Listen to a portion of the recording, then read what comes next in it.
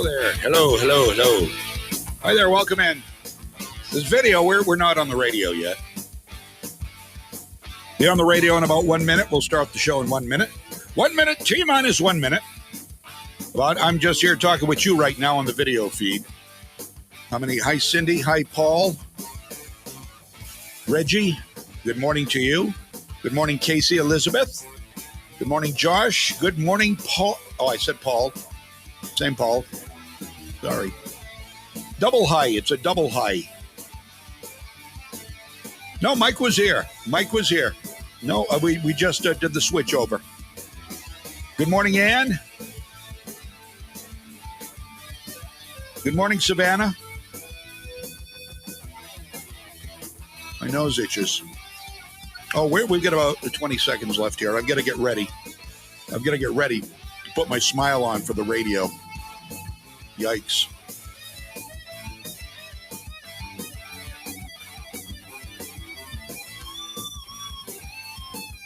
Up.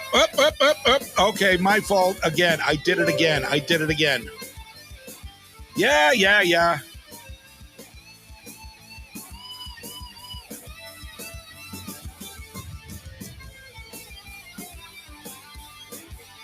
Boogers. Oops. I can't say that on the radio. Johnny Fever got fired for that. I did it again. Sorry. It was going so well, and I screwed it up on the radio end again. I suck. I'm not going to do a show now. Bummed out. Sorry.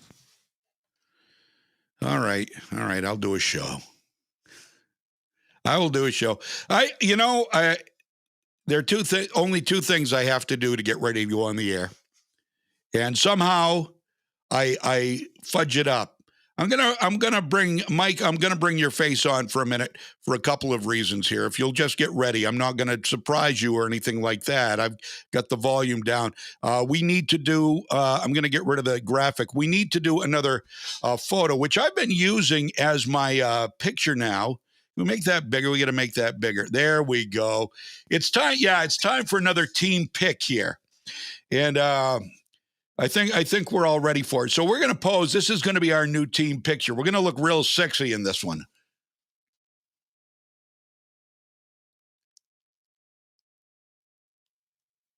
All right. You rock, man. Thank you. All right, we're good. I'll take you down now. I didn't mean to belabor that. Yeah. Oh, you're looking good. That's my man right there, Mike Violette. All right. So there we go. We're underway here. Legacy 1160. Thank you for joining us every morning from 6 to noon. Live, local, unapologetic talk. And I used to think we weren't the only Maine talk show that was unbridled and passionate. And I'm talking about the Mike Violette Show and Freedom's Pep Rally. But in talking with some people and looking around, I believe we are probably, for better or worse, the most outspoken, unapologetic radio hosts in the state of Maine. And I've been looking around. Seriously, there's some good people. I have good friends, good people, but I don't think there are many who dare, for whatever reason, to say exactly what it is, where the bear in the woods, you know what I'm saying? Well, we do, because that's how we roll. And because you need to know the truth, and you need to hear it from people with no filters. I mean, we have filters insofar as FCC legality is concerned. We aren't going to do anything that's going to get us blown off the air. But at the same time, we will do things that'll get us kicked off social media, and have many, many times. I say that proudly. That's a badge of honor.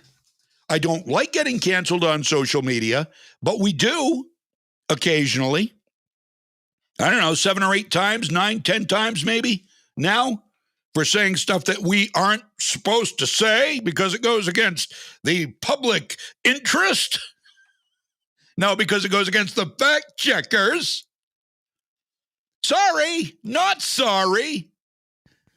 We found a new place anyway. We're on Rumble now. You can catch Mike and I. If all else fails, you can always go to our Rumble channel. You want to go to our Rumble channel, all you've got to do is go to legacy1160.com, click on video. The videos are there. You'll see the Rumble video right there. And if for any reason you want to go directly to Rumble to comment or whatever, or to Rumble us, I guess that's a term.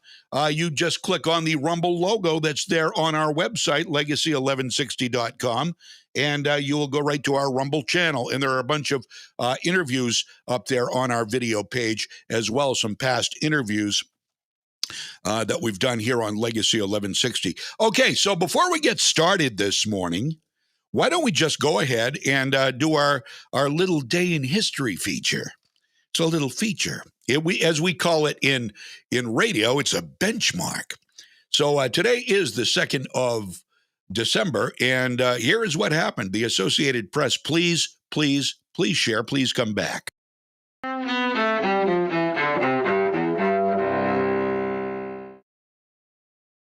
December 2nd, 1954. Traitors are not gentlemen, my good friends. They don't understand being treated like gentlemen. In Washington, the U.S. Senate takes the rare step of condemning one of its own, Joseph McCarthy, Republican of Wisconsin. McCarthy is censured for bringing the Senate into disrepute after his anti-communist crusade and its tactics come under fire. 1942. At the University of Chicago, scientists demonstrate the world's first artificially created self-sustaining nuclear chain reaction. Their work is part of the Manhattan Project, the top-secret American-led effort to develop nuclear weapons during World War II. 2001. One-time energy giant Enron files for Chapter 11 protection in one of the largest corporate bankruptcies in U.S. history. 1993. In Colombia, Pablo Escobar, one of the world's most notorious drug lords, is shot to death by security forces in Medellin. And 1982. In Salt Lake City, Barney Clark receives a permanent artificial heart in the first operation of its kind. Dr. Robert Jarvik is the inventor of the device implanted into Clark's chest. I don't think I could have expected it to go better. I certainly could have and did have fears that it could have gone much, much worse. Clark lives 112 days with the artificial heart after the operation at the University of Utah Medical Center. Today in history, December 2nd. Ed Donahue, The Associated Press. Wow, I never knew what that artificial heart looked like. You're watching on video, you get to see it. Kind of weird, huh? Barney Clark, remember that? That was a long freaking time ago. Whew. All right, we've got a 910 right here on Legacy 1160 WSKW. We've got Shelley Rednicki is going to be coming up with us, our local representative from District 108. She is going to be here at 10 o'clock, I believe. I haven't talked with Shelley, but I look forward to talking with Shelley. I haven't spoken with her for a few days, and I hope she's well. Hope her knee's doing better. That's what's happening right now in her life. She's dealing with knee replacement, second knee replacement. So that is quite awesome. I'm very happy for her. For some reason, I'm trying to get us on getter.com, which I can usually do from our YouTube. And for some reason, we're on Cloud Hub, but for some reason, it's not showing up here on Getter. So we are on Cloud Hub, but not Getter this morning. But we're on a bunch of different channels. You can get us at legacy1160.com. Listen live, brought to you by the Harry J. Smith Company on Sanger Avenue in Waterville. Find us also on the app. Get our free app, brought to you by Hardy Wolf and Downing, Maine's injury lawyers, Apple App Store, or get us at Google Play. And you can enjoy the shows that way. And, of course, we're on video at Legacy 1160, Rumble, Facebook, Twitch, all those, all brought to you by Moody's Collision Centers with locations throughout Maine. And we got a lot of stuff to get to this morning, including Joe Biden's dementia confirmed. Now, you may be wondering, wow, what's that all about? And I'm going to tell you, well, you know what? All right, we seem to be having a problem with our legacy. I know there are people that go to Legacy 1160 to watch the video, so I've got to try to fix that on the fly here. So I will try to get that done here sometime soon. Hopefully, other people are finding other channels, whether it be audio or video, to stream us on right now. Let's start at the beginning. Let's start where we should start this morning. Joe Biden is going to extend the mask mandate for travel. This is from the Blaze. According to the Blaze, Joe Biden is going to prolong the transportation-related mask mandate through mid-March of next year. The story originally came from Reuters. And the move means that more travelers, or most travelers actually, are going to have to wear masks in various transit-related locations like airports, train stations, aboard planes, trains, buses. Must wear mask. Mandate. Mandate, Joe says. I watched Tucker Carlson last night. He did a great open because he basically said the words I've been waiting for it, that we've been saying. We are losing our democracy. We are losing our freedom. Who's paying attention to this? And he said it. We've got to stand up and do something. We're losing it. Do you understand? More and more people are now saying it. Everything we see and hear points to it. But it's not happening all at once. It's not like there's a big revolution and the troops come in. But the troops may come in. The military may come. Well, that's what one MSNBC guy is hoping for. Believe it or not, an MSNBC guy, a CNBC MSNBC guy, is hoping the military comes in and forces us to get vaccines. His name is Jim Cramer. Cramer, the cray-cray. Heard about this guy, moron? He usually dispenses economic news on CNBC. And now he has done a rant, went on a bit of a tirade. He has called on the U.S. military to administer forced COVID-19 vaccines. Again, his name is Jim Cramer. He's MSNBC, CNBC guy, which isn't surprising at all. And I don't have his rant ready. I thought I might, but I don't. I'm going to let you hear his rant coming up. We're going to get into a whole mess of COVID stuff, though, and I'm going to prove to you that Joe Biden has dementia because, and this goes back to 2012. Early dementia. I'm not making it up to make fun of Joe Biden. I'm not. This goes back to 2012. Stick around. We're going to talk about that, and we've got more COVID coming up too next. We're Legacy 1160. This is Freedom's Pep Rally, brought to you by the Gun Shop on Coney Circle in Augusta. Legacy 1160, WSKW. Have you ever thought about how Santa can fly around the world on Christmas Eve delivering gifts and no one gets to see him? Well, we've made special arrangements for the big man himself for Unity's annual Yuletide event. This year, Unity is going above and beyond for Yuletide. The first annual Festival of Trees runs December 2nd through December 5th at the Star in the West Masonic Lodge. The Parade of Lights, the Market of Unity, and the Christmas tree lighting by none other than St. Nick himself starts at 4:30 December 5th. Bundle up the kids and enjoy a safe, family-focused holiday time in Unity. I know you've heard the old adage, buy low and then sell high. Well, with real estate prices rising in the market every day, if you've been thinking of selling your home, now is the time to list your property with Pouliot Real Estate to capitalize on it. While the market may be growing, Matt and the team at Pouliot Real Estate are never too busy to help. In fact, before you go and pay for an appraisal to find the value of your home, Pouliot Real Estate will happily give you an estimate for free. Yeah, I said free. Low interest rates have created an active buying market, which is great for sellers. And there are lots of people selling their homes for a number of reasons. They're empty nesters looking to cash in on the equity that they've built, folks looking to downsize their home to increase their cash, and growing families that simply need something bigger.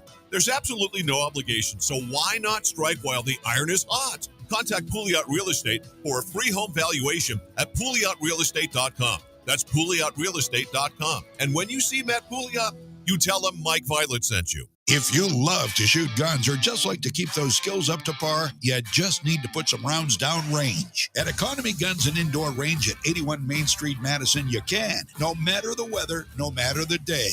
Beautiful, well-ventilated indoor range downstairs, a gun shop upstairs. One stop does it all. Forgot to bring targets? No worries. They've got those too. And when you go in, make sure you say hi to Rosie. Economy Guns and Indoor Range on Main Street, Madison. Open Monday through Saturday, 10 to 5. Sunday 10 to 2. Need a strong, dependable truck to take on the upcoming winter months? Stop in to save on new Ram trucks at Haight Chrysler Dodge Jeep during Ram Power Days, going on now through the end of September. Haight Chrysler Dodge Jeep, 507 Lakewood Road, Klaus Corner, Madison. I'm CBS 13 meteorologist Lexi O'Connor. Watch for slick spots this morning with freezing rain and light snow possible. We'll see mainly rain at the immediate coast, but light snow or a wintry mix inland. Highs will warm into the mid-40s to near 50 degrees today. More rain this evening, then clearing. Mostly sunny but windy and cooler with highs in the 30s on Friday. All right, welcome back to Freedom's Pep Rally.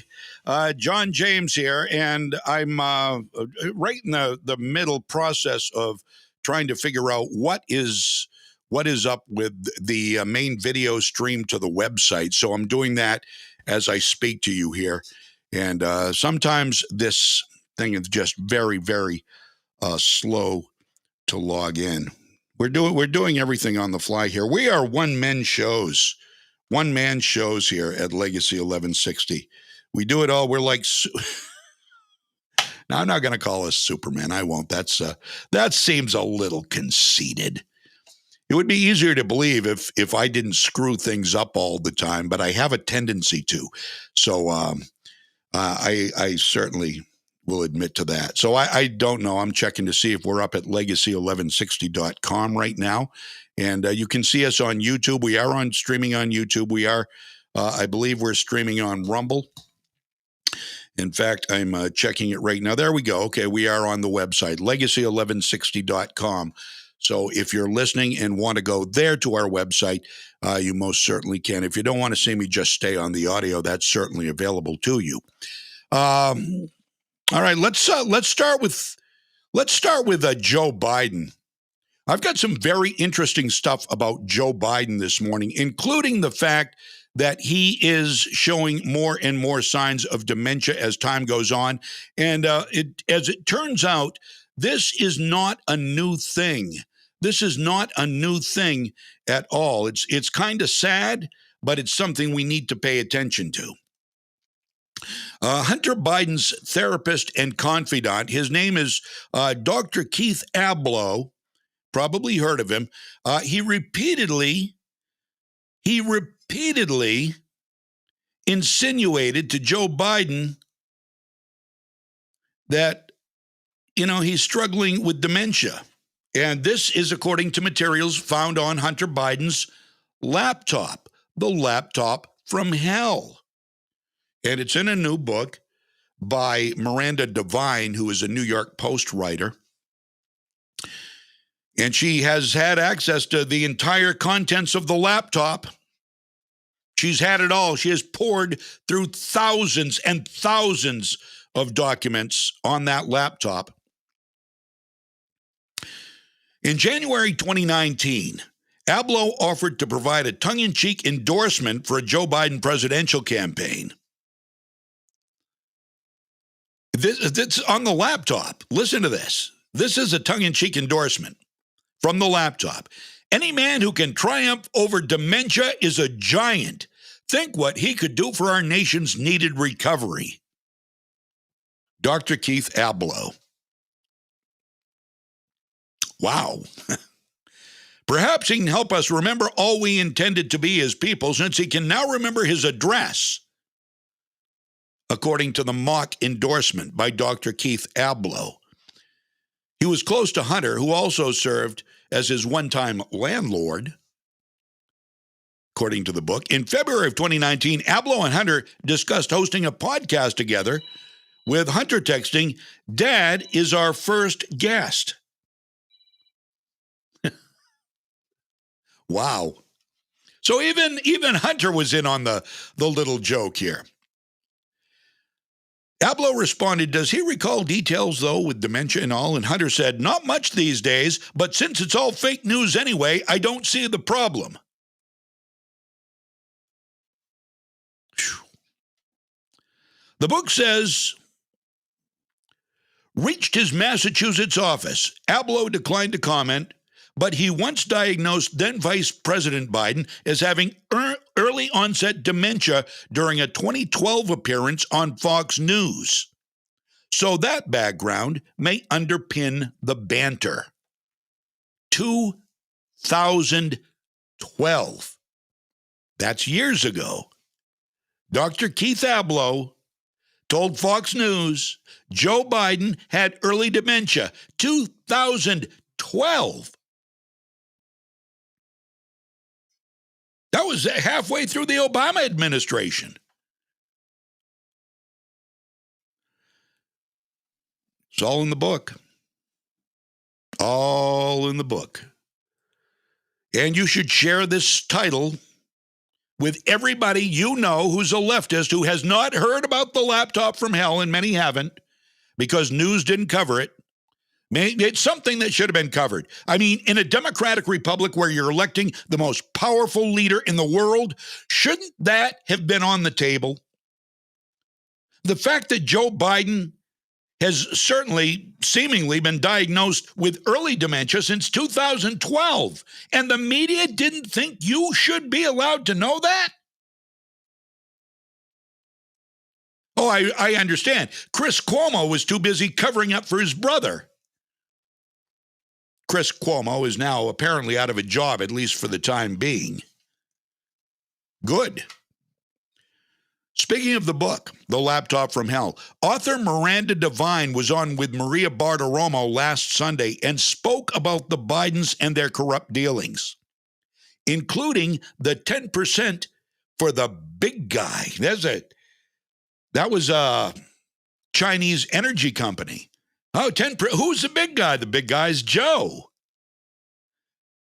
Good old Joe. I don't know. Hunter has never talked to me about his business dealings. Joe Biden. The big guy is Joe. Big Joe most certainly knew about Hunter's business dealings because Joe was profiting from them. I'm telling you, I'm just a short ways into that book. Wow. Holy cow. Holy cow. Hunter Biden, he is the guy. I tell you, talk about somebody who thinks nothing about paying thousands of dollars to have women come into his room and do blow and other things with him, give them thousands, and then max his credit card out on women from these big organizations, these big, I don't know what you'd call them, escort services, I suppose. It's amazing. And I'm only a little ways into the book. So 10% Joe, the big guy. What about this guy? What about these business dealings with Hunter in China? Well, Miranda Devine, author of The Laptop from Hell, was on with Maria Bartiromo, and I have got some juicy stuff for you. Find out a little about what's in the book right now, and also how these deals went down in China. You're going to learn a lot right here. This is Maria Bartiromo. This starts out with Miranda Devine, the author of Laptop from Hell.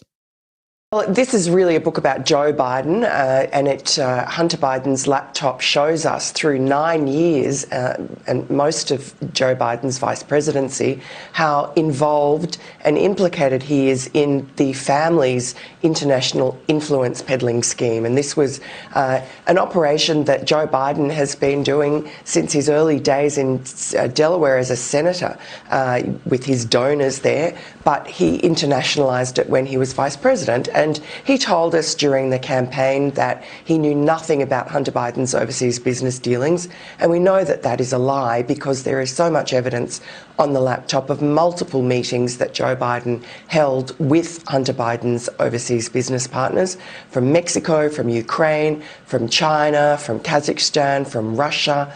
And he met them in Washington, D.C. at Cafe Milano in a private room. He met them at his own house, the vice presidential residence at the Naval Observatory. He met them in Beijing. He also met Tony Bobulinski, who's been very outspoken about Joe Biden's involvement in this business. He met him twice in California. So there is just no way that Joe Biden, at the very least, knew everything about what Hunter Biden was up to and was allowing himself to be used as an instrument of influence. But on top of that, we also know that Joe Biden personally benefited. We have evidence that Hunter Biden was paying at least some of his household bills. And we also know that he had earmarked for him what you just mentioned, 10% for the big guy. Tony Bobulinski, Hunter Biden's former partner, has come out and said that that was Joe Biden. And also throughout the laptop are references to Joe Biden as the big guy. People call him that. And also Tony Bobulinski's WhatsApp messages, which I've also gone through, same thing. Miranda, I mean, we also have evidence, and you referenced this in the book as well, that for a time they were sharing a bank account. So if they are sharing a bank account and Hunter Biden is bringing all of this money in from international sources, Chinese officials, because we know that if you're dealing with a company in China, it is likely overseen by the Chinese Communist Party. Obviously, if they're sharing a bank account, then he's paying the bills. Tell me about that. We want to connect the dots here as to why it is that Joe Biden refuses to bring up any hard subjects with Xi Jinping. Is this the reason that he has yet to raise the issue of the origins of COVID-19, for example? 600,000 Americans are dead. Fentanyl is coming over the border, and it is made in China. It has killed 100,000 American citizens over the last year. Why isn't Joe Biden bringing up these issues to Xi Jinping, since he's spoken with him at least 4 times this year? Look, the only reason that I can think of is that he's compromised, and the evidence on the laptop is that he is compromised. And you have to remember that the business deal that Hunter Biden and Jim Biden, Joe's brother, and their partners were cooking up with China, with this Chinese energy company, CEFC, it's not just an energy company. It is the capitalist arm of President Xi's Belt and Road Initiative. This was as high as you can get in the Chinese government, in the CCP. And the chairman, who was Hunter's partner, who Hunter used to hobnob with at his penthouse in Manhattan, who he regarded as his close friend, who made the lucrative deal with him personally and employed him as his $1 million retainer lawyer. This Chairman Yi, who's now disappeared in China, he was sponsored by President Xi, and CEFC was doing this momentous deal between Rosneft, which was the Russian state-owned oil company, and the CCP. And the only reason that that deal, which would have been an enormous payday for the Bidens, didn't go through was because the Trump administration came in and disrupted the whole thing and ended up, one of Hunter's partners was arrested at JFK, and Chairman Yi disappeared in China because the heat got too much, and the Rosneft deal fell over. We're talking about Hunter Biden being right in the centre of these enormous geopolitical movements, which all were negative for America's national interest. Wow. Wow. Wow. This is must read. Yeah. Yeah, Donald Trump ruined, he he came in the middle of the deals. Ruined it. Is it any wonder? Is it any wonder Joe Biden and the Biden administration hate Donald Trump? He tried to drain the swamp, and the swamp is right in there right now. Miranda Devine is absolutely right. The Bidens are compromised. They are corrupt. They are as corrupt as the day is long. Hunter Biden, I would not want my daughter 20 miles, 30,000 miles from Hunter Biden. This guy is a pig. This guy is an inarguable pig. You've got to read some of the book to just understand the depths of depravity this guy has. It's unbelievable.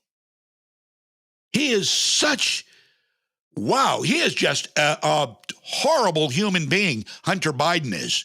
And his father is egging him on because his dad gets money out of him, out of China, out of Russia, out of the Ukraine. These people are sleazebags. So we aren't finding out where COVID-19 came from definitively because Joe doesn't want to ask the question. And we won't as long as Joe Biden is in office because it's his piggy bank. I keep telling you that, and more, and I knew that before this book came out because I've looked at some of the contents of the laptop. You know, you hear about the relationship between Hunter and his former sister-in-law, who he got close to after Bo died and had a relationship with, then cheated on her. As he was cheating on her, he was accusing her of cheating and going through her 13-year-old daughter after she blocked him from her phone, going through her 13-year-old daughter to get to her, swearing at her. This guy is unbelievable. And this is all on the laptop. This is not hearsay. This is not rumor. The laptop is real. It's not Russian disinformation. It's a lie. The media lies to the left. They lie. They are complicit in all of this. They should be shut down tomorrow. And speaking of lying media, the Joe Biden freak show continues. It continues to build. During a U.S. Senate Commerce Committee hearing yesterday, Senator Roy Blunt of Missouri questioned Gigi Sohn. Now, do you know who Gigi Sohn is? She has been nominated to serve as commissioner of the FCC, the Federal Communications Commission. And she was asked about her social media posts. Freak show, freak show, freak show. Listen to this. Listen to this. This is a new nominee. You can't get more stupid than this. This is literally a freak show. P.T. Barnum, where are you? Put these people under a tent and charge people to see them. So Gigi Sohn, her social media posts, first of all, they attacked Fox News because she's a lefty. She is a progressive lefty, so she'll be great in the FCC. She'll be great for us, won't she? She'll shut outlets like us down. She will shut us down. That's what they want to do. This is their end. It's all part of their end game. She hates Fox News. She'd love to shut them down. You'll hear it in the testimony here in a minute. And not only that, she's got a conflict of interest. She had a leadership role in a company called Lowcast. Lowcast was found by a federal district court to have illegally transmitted local television station content.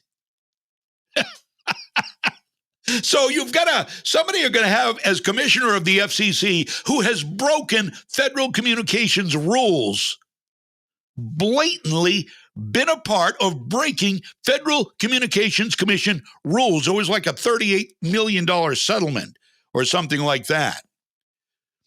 I mean, really, can you find a bigger band of losers and Marxists than Joe Biden has been able to find? He just digs them up. They're from all over the place. I mean, he literally has to go into the dregs of society to find these people, I swear to you. Here's some of the questioning. This is Roy Blunt questioning Gigi Son yesterday, the FCC possible commissioner. So I've got a list of comments here about Fox News. Are you biased against them? So you're referring to my tweets that are now pretty famous. Yeah. I understand they're concerning to some. To some? Anyone who knows me knows I'm pretty direct. Yeah. But they were made in my role as a public interest advocate. They were made in the context, and I think context is very important. Oh, yeah, of course it is. Context of hearings. Yeah, okay. Hearings and media reports. Mm-hmm. You know, maybe the tone was a little sharper. Maybe I should have dulled it a little bit. But again, it was part of my job, essentially, as a public interest advocate. And do you think they're the only news agency that is state-sponsored propaganda? That's your quote, by the way. That's what she said. I know it's my quote, yeah. Fox. I just wanted to complete my thought.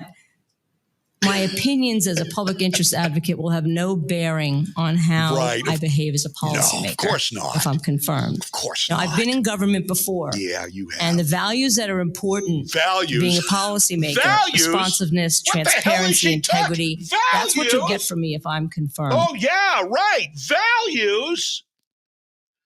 Fox News is state-sponsored propaganda. She's illegally allowing the airing of TV shows on local values. Another freak, part of the freak show that is the Biden administration. You can't make this stuff up. We'll be right back. Got to take a break. I'm John James. This is Freedom's Pep Rally. WSKW, Legacy 1160. Wouldn't you love to have a gas stove or fireplace in your home? Somerset Stone & Stove in Oakland can design and install a Regency gas stove or fireplace that's just right for you. They'll customize your Regency gas stove or fireplace so you can enjoy the beauty and warmth without the hassle. And don't forget, they also offer financing options on all of their Regency gas stoves and fireplaces. Visit Somerset Stone & Stove, 1078 Kennedy Memorial Drive in Oakland, or online at somersetstoneandstove.com. All right, that was a quickie, wasn't it? I like those little quickie breaks. Mm-hmm. John James here, Freedom's Pep Rally. So there you go. There's the latest on Uncle Perv, as Mike calls him, Joe. But Joe doesn't know. Joe's always been perverted. He has, but he doesn't realize he's being as perverted now. You still see him sniffing kids and hugging them. And, you know, if he didn't have the past, you wouldn't think so much of it. But he's got that sordid past. Oh, yeah. And he's also got that rape accusation that will never be heard because he's above that. He can rape and get away with it. He can be a pervert and get away with it because he's Joe Biden. And he's got protection by MSNBC, CNN, ABC, CBS, and the Democrats. That's Uncle Perv. That is Uncle Joe. All right. Tell you what we're going to do. Let's talk a little bit about COVID-19 here. I was telling you I had this guy from CNBC, MSNBC. I think we're ready to go with that piece now. I want you to hear this. Just stop telling me, lefties, that CNN and MSNBC aren't propaganda. NBC is the biggest propaganda network going, followed very, very closely by CNN. They're a little less propagandist now that they've gotten rid of Fredo, but they'll replace him. Who was he replaced with the other night? You know, the little dweeby guy.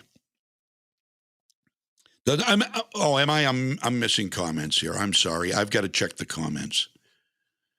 All right. Public Interest Advocate, PIA. No, you can't make this stuff up. This is all true stuff. And again, I want to push the book. I want to mention the book again. It is The Laptop from Hell, and it's by Miranda Devine. Available right now. Get it on Amazon. Get it on Amazon Audible. You can get it all over the place. So now you've got a guy on MSNBC or CNBC, one and the same. His name is Jim Cramer. Economic guy, right? He's like Stephanie Rule. Stephanie Rule on MSNBC's economic. She's an economic person, an economic whiz. Until she gets on, that's on the Today Show on NBC. When she gets on MSNBC, she's going to rip right into those evil Republicans. The lefties hide their colors on the Today Show for the most part. Willie Geist, who's the weather guy? Al Roker. He's a lefty. He's big on the climate change thing. They all are. It's a prerequisite to working for any NBC outlet. You have to be progressive. You have to be following the Marxist edicts. And you have to promote them like Jim Cramer did. So Jim Cramer is on CNBC the other day, and he's not talking about economics. He's talking, for some reason, he's become a medical guy, apparently, and he's talking about the jab. And he thinks the military should get hold of us and pin us down, basically, and force us to get the jab. Here is Dr. Jim Cramer. Raid must end. The government must require vaccinations, not of this group or that group, not company by company, not cruise ship by cruise ship or airline by airline or governor by governor. The buck stops at the White House. And the buck stops with me.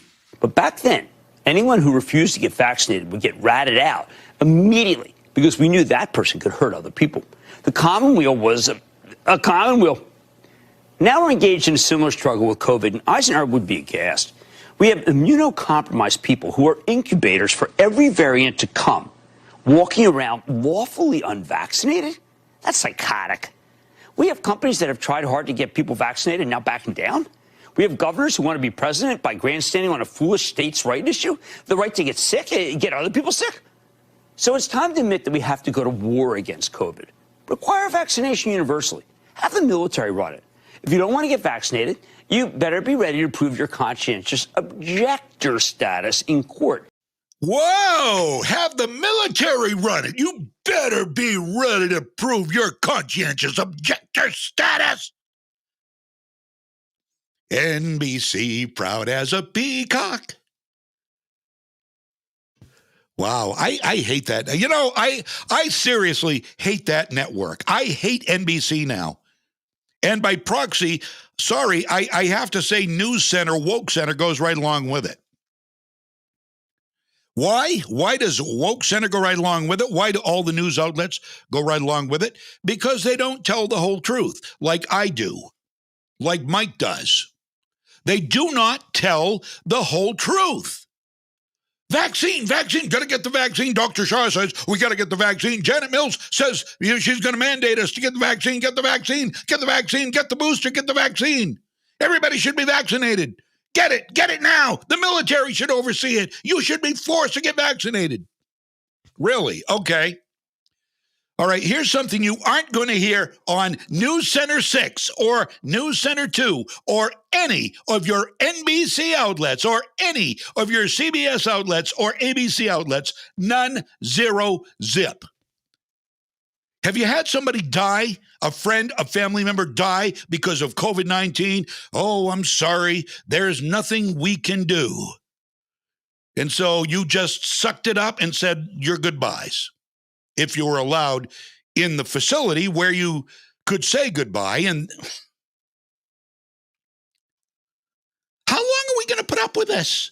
How long are you going to put up with this? You may have unnecessarily lost a loved one to COVID. If you lost someone to COVID, why did they have to die? Why? Because the state wouldn't allow you to hear of any other antidotes. None. Listen to this. Listen to this. An elderly, critically ill COVID patient who was repeatedly denied ivermectin. He's from Illinois. Thanksgiving weekend. His name is Sun NG. I don't know how you pronounce NG. We've got a picture. I want to put before I tell you this story, I want to put a picture of him up. So if you're watching on a video outlet, you're going to be able to see this guy. There he is. Again, I don't know how to say his name. Sun NG. On Thanksgiving weekend, this 71-year-old guy who spent 22 days on a ventilator with COVID-19 and was ready to die was discharged from Edward Hospital in Naperville, Illinois, after he was treated with a cycle of ivermectin. A court ordered the hospital to treat him with ivermectin. They had to get a court order to treat this man with something other than the prescribed vaccine, which he either had or he was too late to get. Sorry, too late. You're going to die. You should have listened. And the left will say, goodness, well, you deserved it. They have said that. I've seen them say that about kids. Well, they deserved it. They didn't get the vaccine. Get the vaccine or die. I don't know if he got the vaccine or not. He was critically ill. He was going to die. A court order got him ivermectin. He left the hospital. Despite the drug's efficacy, the hospital had only agreed to use the drug after his daughter, Dr. Man Kwan NG, obtained a court order mandating their compliance. And it saved his life.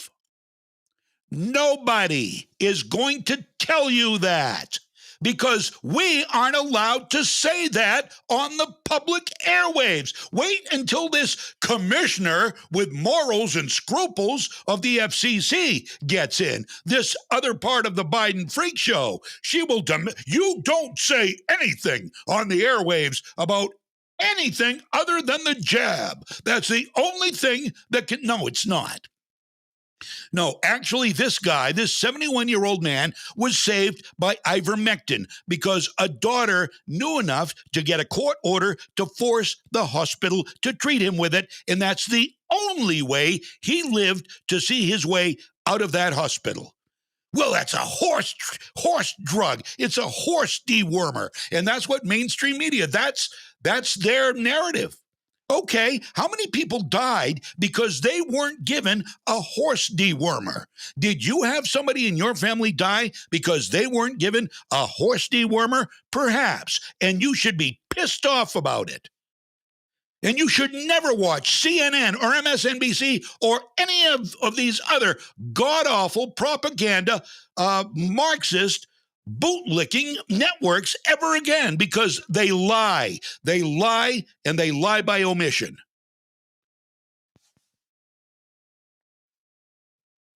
This is unforgivable. God bless this man. And that's the absolute truth. And it's absolutely pathetic. I think of one of my good friends who died. He was an older man. And I wonder, could ivermectin or hydroxychloroquine have saved him? Well, unless you get a court order, unless you've heard about, first of all, you have to have heard about the drugs. You have to have heard about the therapeutic value in these drugs, the therapeutic value, the prophylactic value. You have to have heard about them. And mainstream media, if they didn't mention them, they only made fun of them. They made fun of hydroxychloroquine because Donald Trump brought it up. Well, turns out it has saved lives. It has saved lives of people who had COVID, including Dr. Mark Siegel on Fox News. His father was saved by hydroxychloroquine. He was going to die. He's in his 90s. He was going to die. Hydroxychloroquine saved him. You've heard of many stories. We've had many anecdotal stories where ivermectin has caused people to recover with the disease. But it is stuff you aren't allowed to talk about because the state is controlling the narrative through their willing accomplices in mainstream media. You should be appalled. Many on the left have no clue. You mention ivermectin or hydroxychloroquine. Oh, Trump drugs, horse dewormer. You're stupid. You're a sycophant. All right. Whatever. It's your life. It's your loved ones' lives you're throwing away for a political stance. If you want to be that dumb, you want to be that ignorant, go ahead. Go ahead. Nobody can stop you. 9:53 right now, Legacy 1160 WSKW. We've got, I believe we've got Shelley Rudnicki, District 108 representative, coming up at 10 o'clock. I haven't spoken with her this week, so I can't guarantee it, but hopefully she will be here. We have a guest coming up at 11 o'clock, too. His name is R. Court Kirkwood, and the guy is a writing machine. 35 years. He writes for Crisis, The Remnant, Chronicles, National Review, The New American, and other places. He's written a couple of new articles, one about the Waukesha disaster. And we'll talk to him about that and some of the other stuff. He is just into everything. R. Court Kirkwood. Look him up. C-O-R-T is how you spell his. I don't know what we're going to call him. I don't know. R. Court. R. Period. Court. C-O-R-T. Kirkwood. That's his name, and you can learn more about him, see some of his articles, and he'll be here at 11 o'clock with us. All right, let's see if we can do one. Do we have time for one more thing? I've got a lot of Lauren Boebert stuff I want to get into, and we'll do that next hour. Lauren Boebert, and this has really become quite an issue between Lauren Boebert and Ilhan Omar. And while I do agree that maybe Lauren Boebert went a little too far with what she said, I don't find it that insulting after what Ilhan Omar has said about America, about Jews. Nope. But guess who the injured party is? Guess who the victim is? Of course. Some people did something. It's Ilhan Omar. She's the victim. So now they're trying to get Lauren Boebert stripped of her committee assignments, as they did Paul Gosar, as they did Marjorie Taylor Greene. Well, after all the anti-Semitic, anti-American terrorist things she has said in Congress, why has nobody even talked about having Ilhan Omar, who married her brother, may not even be a legal citizen of the United States, by the way? Why is nobody on the left even considering stripping her of her commitment? No. Oh, no. Ilhan Omar. She's great. She's great. Quite a fight going on. I'll tell you more about that coming up. We'll have, as I say, Shelley Rudnicki, another very outspoken conservative, that we have in the Maine legislature. And she's going to be coming up next after the news. I'm John James, and this is Freedom's Pep Rally. We will be right back. Legacy 1160, WSKW. Hi, my name is Tony Esposito from Dover Ford in Dover Foxcroft. In the past 2 months, we have had the good fortune of meeting hundreds of new friends and have helped over 200 people get a better deal and better service right here in Piscataquis County. Everyone we have met has been welcoming and friendly, and on behalf of everyone at Dover Ford, we thank you for the opportunity to manage your automotive needs. This month at Dover Ford, we will be raffling off a restored 1986 F-150 and dozens of other prizes. It doesn't cost anything to enter. Just pop into Dover Ford in the month of November and throw your name in the hat. Also, if you have a car or truck you are trying to sell, Dover Ford wants to buy it. We are paying top dollar for all cars and trucks, regardless of make, model, or mileage. Take advantage of the market and get the most for your used vehicle when you come on over to Dover Ford in downtown Dover Foxcroft or doverford.com. Have you ever thought about how Santa can fly around the world on Christmas Eve delivering gifts and no one gets to see him? Well, we've made special arrangements for the big man himself for Unity's annual Yuletide event. This year, Unity is going above and beyond for Yuletide. The first annual Festival of Trees runs December 2nd through December 5th at the Star in the West Masonic Lodge. The Parade of Lights, the Market of Unity, and the Christmas tree lighting by none other than St. Nick himself starts at 4:30 December 5th. Bundle up the kids and enjoy a safe, family-focused holiday time in Unity. I'm CBS 13 meteorologist Lexi O'Connor. Watch for slick spots this morning with freezing rain and light snow possible. We'll see mainly rain at the immediate coast, but light snow or a wintry mix inland. Highs will warm into the mid-40s to near 50 degrees today. More rain this evening, then clearing. Mostly sunny but windy and cooler with highs in the 30s on Friday. From the Home Auto Group Studios, Farmington Ford and Franklin Chrysler in Farmington. This is WSKW, Skowhegan, Augusta, Waterville, Legacy 1160. ABC News, I'm Em Nguyen. The first case of the Omicron variant has now been detected here in the United States. The big question, will the new development diminish how effective our vaccines are? We just don't know. I think there is reason to be concerned that our vaccines may take a hit.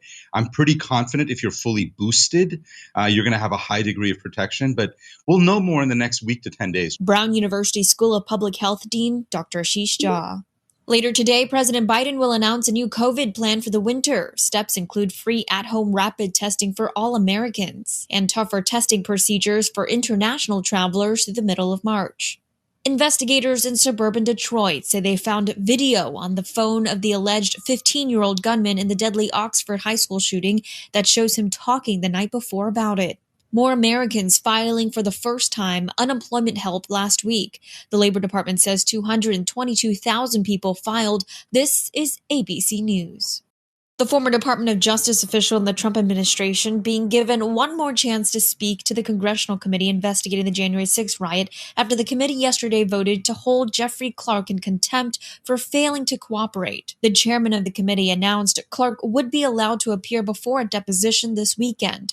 Clark expected to invoke his Fifth Amendment right against self-incrimination. General Motors making even more of a push into electric cars. Here's ABC's Daria Albinger. General Motors says it's forming a joint venture with South Korea's POSCO Chemical to build a North American battery materials plant. Details are still being worked out, including where the plant will be located. The factory will supply the materials to make the center of a battery. The announcement comes the same time that GM is raising its financial guidance, saying thanks to an improved supply of computer chips, the automaker expects a return to a normal production rate by the end of next year. Daria Albinger, ABC News. And when ABC News. O'Reilly. This is Claudia's O'Reilly Auto Parts story. I had just moved to a new city and barely even knew where the grocery store was yet. When my car wouldn't start one morning, I didn't know who to ask about local shops. But I remembered a name from back home, O'Reilly Auto Parts. I called, and they pointed me to a great mechanic just down the street. Now, I feel a little more at home. O'Reilly Auto Parts. 'Twas the season of cheer, and joy filled the town, except for Scrooge with his perma-frown. The gift of a Peloton bike touched his soul without doubt. Work, work, Peloton. When your workout's a joy, it's a joy to work out. You can do it. The original Peloton bike is our best price ever, $39 a month. All access membership separate. Terms apply. See website for details.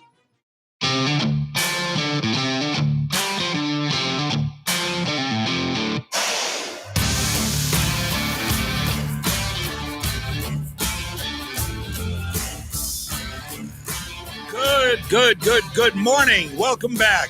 Legacy 1160 WSKW. Freedom's Pep Rally is here. And Dr. Goslin, thank you, Tina. I'd forgotten about that story. Dr. Goslin's license suspended in Waterville. It says he's got a lengthy history of medical misconduct. Been suspended for 30 days for spreading misinformation about COVID-19 and signing off on vaccine exemption letters that regulatory board found questionable.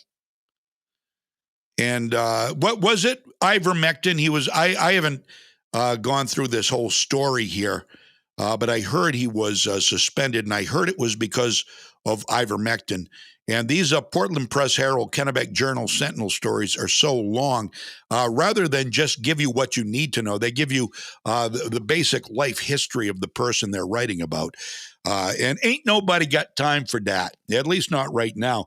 We've got Shelley Rudnicki in the right standing by here. How are you, Shelley? I'm good, John. How are you? Doing great. Thank you very much. How's your knee doing? That is question number one. It's okay. It doesn't seem to be healing quite as quickly as the first one, but then I get impatient. So yeah, of course you do. Well, that's understandable. And I don't blame you a bit for that. But I'm glad it's getting better. I'm very sorry, by the way. I saw the young woman who passed away. I'd read the obituary, Garrett. She was one of my daughter's best friends all through school, all through high school and elementary. And it's very sad. Unfortunately, we have seen over the last 2 years more and more of this type of thing. And I contributed so much to the lockdowns and everything else that's been going on. And it almost seems like when you listen to the news and everything, there's no hope. And and I said to this young woman's mom that, no parent should ever have to go through this. And it was a rough time for my daughter and our family, because this young woman, she traveled with us a lot because my kids are 6 years in age. By the time my daughter was in high school, we would take her and go places, and we'd always have a friend. And Stacy was with us quite often on trips that we went on. And so it was very sad and very heartbreaking for everyone that knew her. She was a wonderful young woman. And, it's something that we all have to pay attention to is mental illness, no matter what form it comes in, because of everything that's going on in this day and age. It seems like the media has taken our hope away in so many ways. They don't want to, give you, when you watch the news, everything is about COVID. Well, it is. Yeah, it is. I know. About the flu. Yeah. I know I get so tired of it. We're a year and 9. Everybody knows the drill. We know the drill. It's about COVID. It's about the vaccines. And I was just talking about this doctor in Waterville who COVID misinformation. Well, sorry, but ivermectin just saved the life of a man in Illinois who was on his deathbed on a ventilator, and it took a court order from a daughter to get him ivermectin, and he walked out of the hospital. And I know a couple people that have gotten the ivermectin, and it has helped them. And I think that, what one person considers misinformation, other people are looking at it as the truth. Because apparently, if it's not the side of the left, then it's misinformation. Bingo, right there. That's the problem that we have today, and everything that we're dealing with is, one side says it's misinformation. Well, you know what? Give me both sides. I want to hear both sides of the issue. And unfortunately, we're not getting that, which is definitely making it hard for everybody all the way around to know what you think is best. But I will tell you, the one thing that I've looked at with all of this, with all of these vaccines and everything else, if this was so right for everybody, why are there so many medical personnel refusing the vaccine? You know, there's a bunch that are taking it, but there's so many that are refusing it. They have the right to refuse it, by the way. They should have the right. If they don't, they're going to lose. The court case that just came down that said, and they made it a nationwide. The judge just said that no more, mandates. It's illegal. So whether that helps those folks here in the state of Maine, I don't know, but I think it should. There should not be a mandate. It is, to me, it's unconstitutional. Oh, it absolutely is. And the court determined that. That's exactly what they said. It's unconstitutional. But the Biden administration is going to double down now. They're going to try to get it done. And I don't know. I mean, there is so much intermingling, so much illegal intermingling between the federal and the state government now. You don't know. So you've got Janet Mills put the edict down on all medical personnel. She put that down before Biden did, and then Biden did. So they determined it was illegal, which means it's illegal nationwide. That means it's illegal across the country because it's unconstitutional. That Constitution covers all of us. So does that mean that Janet Mills cannot use her mandate anymore? It should. It should. It absolutely should, which means all of these people who had to leave their jobs because they refused the vaccine should be given their jobs back. Well, unless the hospital like Northern Light, EMMC, they put down their own edict because they can, because they're a private company. Well, all right. Okay, you go right ahead. Good luck with that. Well, and that's just it. So many people are deciding to leave. And there's a couple of things going on right now. I wanted to make sure that I mentioned with you today. So back in July, when we passed the spending bill that the feds gave us, that almost $1 billion. Right. Yep. Part of that spending bill actually had basically a raise through DHHS for home health care workers. What it would do is, as of January 1st, it increased what the home health care agencies get for their services, which was geared towards giving a raise to home health care workers. Well, guess who's playing games with that now after the law came down that they had to do it? Now, I voted against this, but it passed. Yep. And I found out recently, I got a phone call from a constituent and was telling me that they're now saying, well, we're just going to give bonuses right now because we don't know if this can be sustained over long term. Wait a minute, it's the law. You can't just make this decision. But here's the problem we've had in the state of Maine, as far as I see it. Now, I could be wrong, but I don't think so. Too many of these agencies and these commissioners think that they are God unto themselves, that they get to make the decisions. Well, the legislator spoke. The legislature made the decision how that money was to be spent and should be spent as of January 1st. Now, I believe there's a meeting going to happen today, but I will tell you that the committee, the Health and Human Services Committee, I contacted one of my colleagues yesterday. They actually sent a letter to the commissioner basically telling her, pay it. That law said pay it, and you better be paying it. But who knows what they do? Because do you know that most of these state workers haven't even gone back to the office yet? This ticks me off to no end. But they have no problem going to Walmart and Hannaford and all these other places. A friend of mine was on a Zoom call with state employees, and you can tell they're in their living room. She said there was one guy stretched out on his couch, and you could see this. And it's like, why aren't they back in the office? Why? If you can go to Walmart, you can go to Hannaford, you can't tell me you're staying home, because if you're staying home, then you darn well better be staying completely home. Not get back to the office and do the job that we're paying you to do. That just irritates me to no end. Now, are these some of the supervisors you're talking about, or just rank and file regular state employees? All of them. There's a whole bunch of them on the DHHS side of it. And I'm not sure about other departments. This is the one I had heard about most recently. Well, I do know that they're still not back to work. I deal with dealer services, and we still can't walk into that building. We still can't. Well, I can't walk in to get supplies that I need. I have to call. I have to get it mailed. We can't get in and get the supplies that we need. You know, what are we going to do this forever? Are we going to pay these people to stay home? And do you honestly think, now I do know that there are a lot of good people that do the job. Oh, yeah. Even when they're home. Okay. Yep. But there are a lot of lazy people, and we've seen it in the state house or when you walk into a state office. Don't tell me that most people that have walked into a state office haven't seen somebody sitting on their butt, not doing anything, and don't even respond to them when they walk to the counter. That drives me crazy. Yeah. I had my daughter-in-law actually worked. She doesn't work for DHHS anymore, but she did work for DHHS. And they had gone to this hybrid thing where they had people go in like every third week or something like that. And she was anal about having her computer and her headset with her all the time. And she was taking the calls. She was doing her work in her office at home.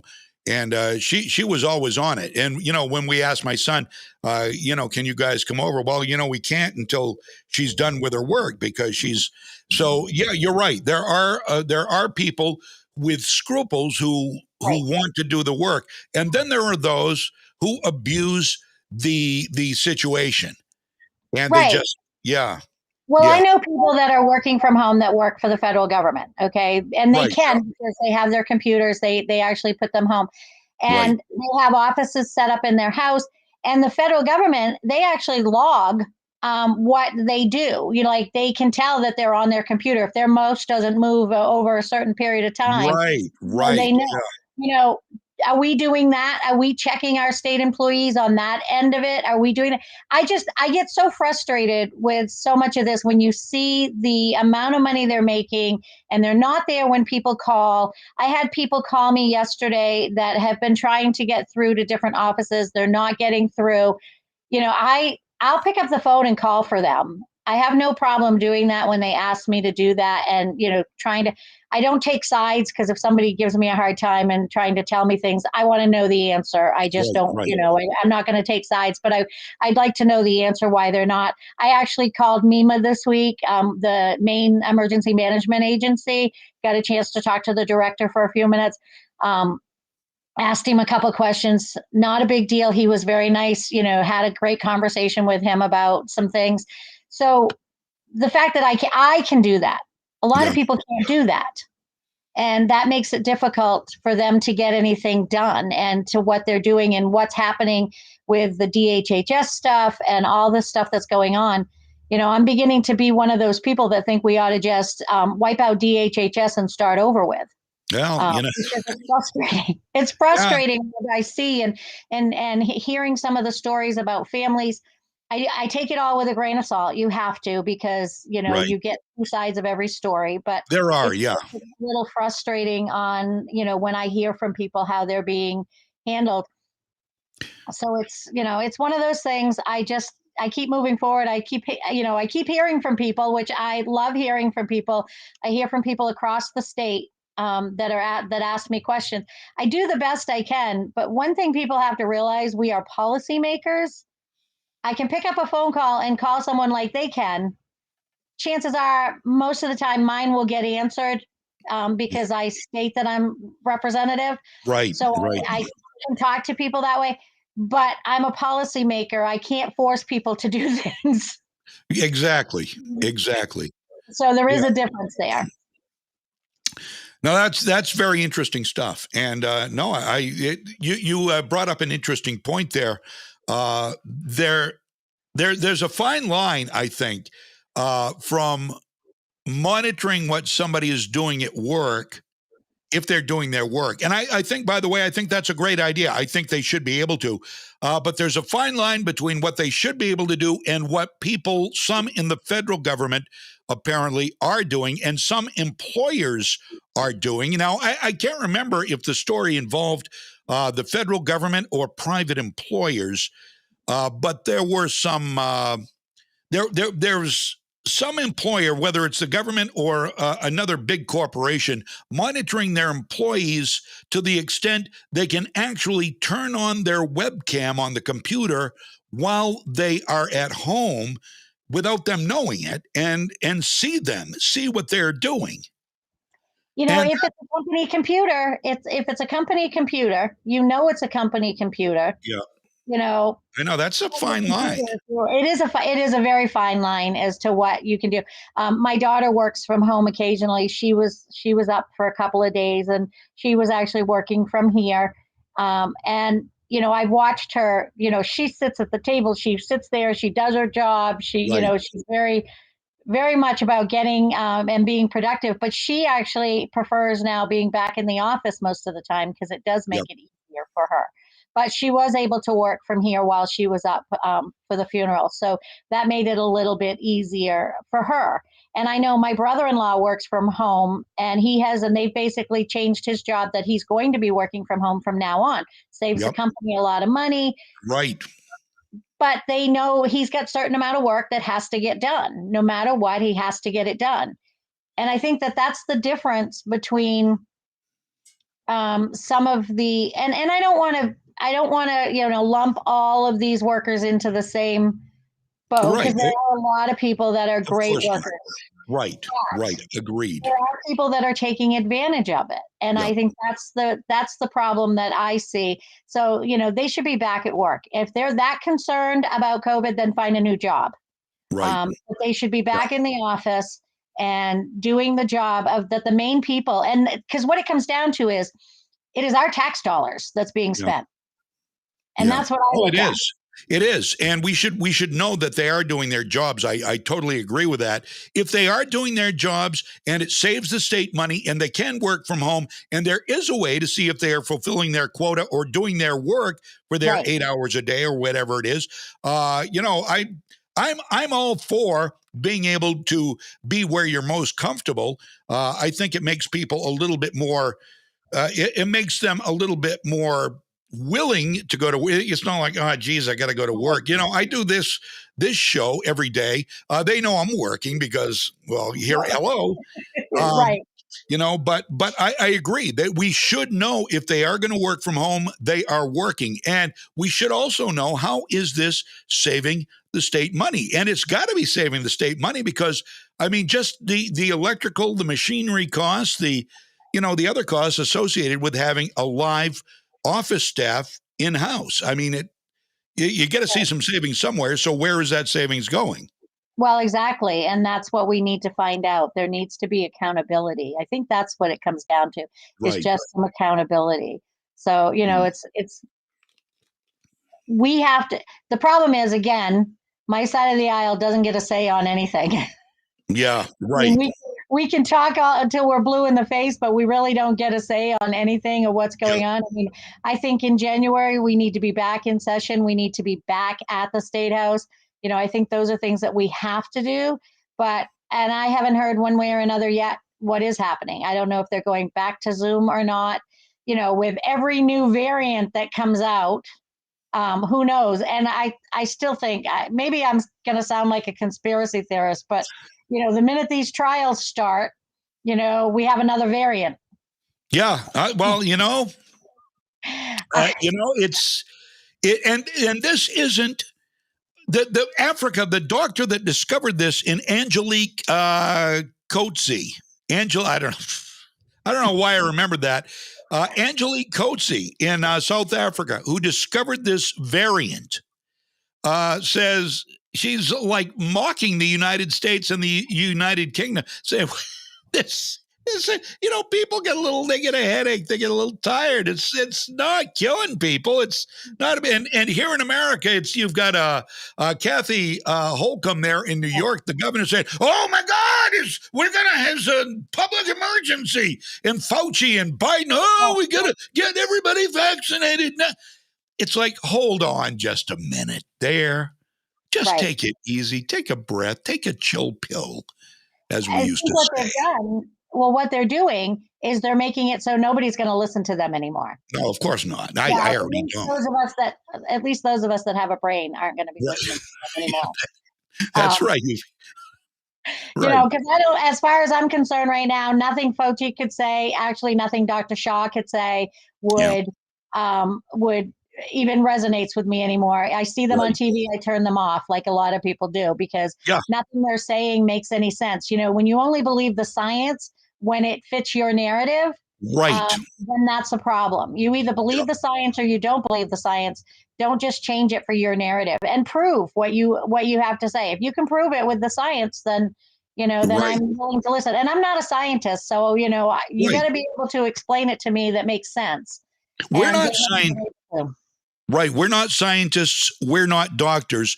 But look, you've got all of these people who have recovered using a cocktail of, and I'm not, we're not a doctor. I'm just things I've heard, hydroxychloroquine and zinc, ivermectin, monoclonal antibodies, all these things we have heard worked.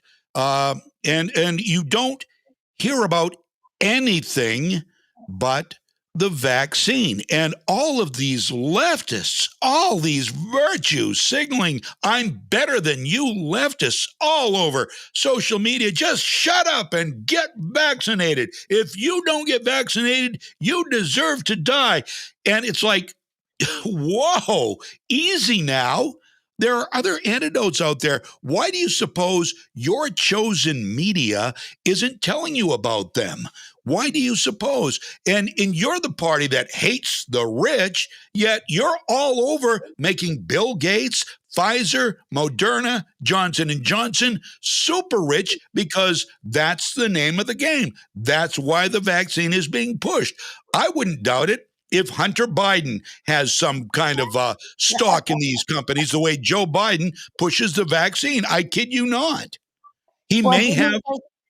Well, didn't Biden say he was going to eradicate the virus when he came into office? I said we'll get rid of it. More people have died since he's been in office than died before the vaccine when Trump was in office. I would really like to see the numbers. If anybody out there has actually done the numbers on what the flu rate was prior to COVID, and what we know there's no flu right now, at least they haven't been talking, but what it is, and comparing the numbers of the COVID versus the flu, what it was in 2018, 2019, I'd love to see the numbers to actually see if there's been any great change other than the fact that the media has hyped up everything to do with COVID. Now, I understand. Believe me, I am not an anti-believer or whatever they are. I do believe COVID. My husband had COVID. My son had COVID. I actually had the blood test done. I actually have the antibodies for COVID. But you weren't sick. But I wasn't sick. So, so I believe that COVID is real. I believe that it can be deadly for certain people. But however, it is still over a 99% recovery rate, people. Why are we freaking out on something that is a 99% recovery rate and forcing the issue with so many people? You and I could talk about this for a long time. We could. We could. There was another thing a couple things I wanted to touch base with you today, just to give you a heads up on. Okay. So there was an appeal day for the bills that are coming up in the legislature in January. They heard, I believe, over 100 appeals. 40, I believe the number was 46 bills were accepted on appeal. 6 of those were Republican bills. Surprise! Surprise, yeah. Wow. So we're looking at, the majority of the bills that we'll be dealing with are bills that were brought in by Democrats. And I'm not saying all the Democrat bills are bad. That's not right. No, but still. And I don't agree that a lot of these bills that they did accept based on their titles are emergencies. Now, I did put in a bill recently. I actually put in an emergency bill based on what's going on here in Fairfield with PFAS. Oh, yeah. That forever chemical, right? Right. Because I put in an emergency bill because what happened is they said at almost the end of hunting season that if you took a deer from the Fairfield area, you now need to dispose of it. Get rid of it, yeah. So the problem is there's a lot of people in central Maine. I'm sure you know a lot of people that when they go hunting, it is to fill their freezer to get them through the winter, to help their families through the winter. It is not for sport. It is because they need the meat through the winter. Well, I actually got an email from a constituent that said they had gotten their deer and spent $200 to have it packaged, to cut and package it. And now they're being told they had to throw it out. So that drastically affects these families in this area that have taken a deer. And it's not just Fairfield, it's surrounding areas or any area. And there are other areas across the state that have the PFAS issue. Now, I had heard rumors about this possibility several months ago. Why did the DEP wait until almost the end of hunting season? That to me is, I had heard that there are some farms in the area that had like their chickens or the eggs tested positive for PFAS. So what made them think that it wasn't going to happen with the deer that's being taken in this area? Wow. Same thing could happen. And these families now are out several hundred pounds of meat that could fill their freezer. So I've put a bill in, an emergency bill. Now, whether the Ledge Council will take it up or not, but to actually do something to help these families, whether it's some sort of a reimbursement of meat. Yep. Look, I mean, with the $1 billion that we got from the federal government, there should be no reason we can't help these families out, that the DEP didn't do their job early enough. Right. Amen. Amen. See, now that's a bill that makes sense. There is some spending that makes a good deal of sense. And I would be beside myself if I went out and got a deer and was told after I got the deer, after I had it butchered, after I had it in the freezer, that I couldn't eat it because it had this chemical in it. I would be beside myself. They're not actually even testing everyone. They're not even actually testing them. They're just saying that it's possible and you shouldn't eat it. Well, they should test them. They should do a free test. But they're not, because they say that, that costs too much money. Well, if that's the case, then you need to reimburse these people in some way, because they're saying, well, we'll work something out so next year they'll have a lot of these people cannot wait until next year to get a second deer tag, or, if they even get a deer, next year, let alone two. They cannot wait that long. That's the problem. And so many people, they're not thinking ahead of what this is affecting.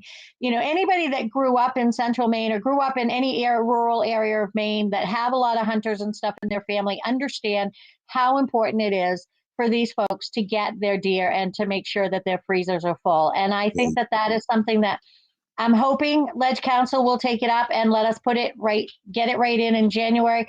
I don't know. We've put it in, we've requested it. Where it goes from there, I haven't got all the language. I do have a title for the bill, but we'll have to wait and see if they'll even take it up. Okay, I've got to ask you this. Do you know if there are any or many anti-hunting Democrats in the Maine legislature? Because I know there were some a couple of sessions ago. The guy just anti-gun, hate guns, but guns do okay. There's a lot of anti-guns. There's a lot of anti-gun people, and so who knows? We know that the left, everything they want to do is get rid of. There's a good portion of the left that wants to get rid of our guns, regardless if they're used for hunting or home protection. So but it's, to me, that it's not about guns. This is not about guns. This is about people being able to feed their families in a way that they've been doing it for years, and then being told that they can't with what they did take. And I think that's, and to wait as long as the thing that bothers me so bad too is the fact that the DEP waited so long before they did it. I mean, we were like, a week left in hunting season when they came out with it. Yeah. So that, it was very late. Yeah. That's the problem. And I had heard rumors, and I had mentioned it to somebody, that I had heard rumors that this was, that it was in the, and if I had heard rumors a month or 2 months ago, why didn't they just make it plain then? Right. That's the problem. They just decide, wait until it's over. So, I'm about taking care of the people that we need to take care of. I'm not talking about taking care of these people that are coming in illegally and all that. I'm talking about people here in Maine that rely on game to fill their freezers and take care of their families. And so I had some help with my aide getting something written up, and we got it submitted. So hopefully we can move forward with that. You brought up a great point. This will be interesting to see if they vote this down. But they are more than happy to give out as much money as we need to for illegal aliens while we still have our own homeless people all over the streets. This will be very interesting to see how hypocritical they actually are, or how much they actually hate America and Americans that they are bound to serve. It's going to depend on what Ledge Council, because if it can't even get through the Ledge Council, because it has to get through 6 Democrats and 4 Republicans in Ledge Council. Okay, so they've got the majority. Right. Okay. And if it doesn't even do that, it's not even going to go before the full legislature or even into a committee, because I'm not even sure which committee best suits it, whether it is the DHHS or if it would be the agricultural committee. I don't know at this point which committee that they would actually assign it to, but it should be able to, and we should be able to, it should be something that becomes a priority and takes the top, especially in January. Absolutely. It absolutely should. It's something I definitely worked on, especially in this area where we still, PFAS is such an issue in this area. I mean, I have neighbors over here that have, different types of farm animals, and stop and think about it. And this is one thing there hasn't been a lot of talk about it, but if you have a garden, and what's to say that what you have in your garden isn't contaminated as well? And they're not testing for those things, and I understand not testing, and you have to make a decision if you're just going to do it anyway regardless. If you've lived with the PFAS for 20 years, and but it's a dangerous chemical. It causes illnesses. Okay, so what if somebody says, and I'm sure there will be people that say, to heck with it. It may not even have the chemical in it, or we're going to eat it anyway. I mean, what if you ingest this? I mean, what does it do? I don't know a lot about it. I just hear forever chemical, bad, and now you can't eat the deer you have, or whatever else you can't ingest. Water, I guess, right? Water was the first thing. Water was one of the first things, and actually it was found in Fairfield because the state did a test on farms in the milk products locally 2 years ago. And found that some of the milk products they found that were high in PFAS. So then they narrowed it down to particular farms that it came from. And they were doing a lot of testing, and then they were finding that it was in the groundwater. And they have found that in the groundwater, because of how groundwater works. Again, I'm not a scientist, but because so one house may be contaminated, but the house next door may not be contaminated. And it's just because of how the water flows underground. But what's happening is this particular chemical has been known to cause a lot of different reactions in different people. It has been known to cause cancer. There are several different types of cancer that it causes. It has been known to cause many different types of diseases. It is basically a poison. Wow. They found myself personally, we have lived in our home for over 25 years. When we first moved here, we had well water. Yep. But I'm on the end of the line as far as city water goes. I have the fire hydrant at the corner of my driveway. I'm the last one on the line. So our pipe broke in our well about 10, 15 years ago, and we just switched to city water. Well, I decided to get my blood tested because other people had been getting their blood tested in the area just to see. Yep. And I got mine tested, and I had high levels of PFAS in my blood. And that was over 10 years from 10 years ago, more than 10 years ago. And I actually have a condition that now they hadn't been able to figure out why I had the condition, because it is a symptom of something else. It's called uveitis. It affects my eyes. And it's normally a symptom of something else. But one of the things it could be is a poisoning. And now my doctors are saying that it's probably and it's actually because I've been not involved in it for the last, not having ingested it for the last 10 years or more. Right. I'm not having the flare-ups and things that I was having 5-6 years ago. So that part of it. But I know of people that believe that they have lost spouses or lost family members due to the cancer that has been caused because of this particular chemicals and these.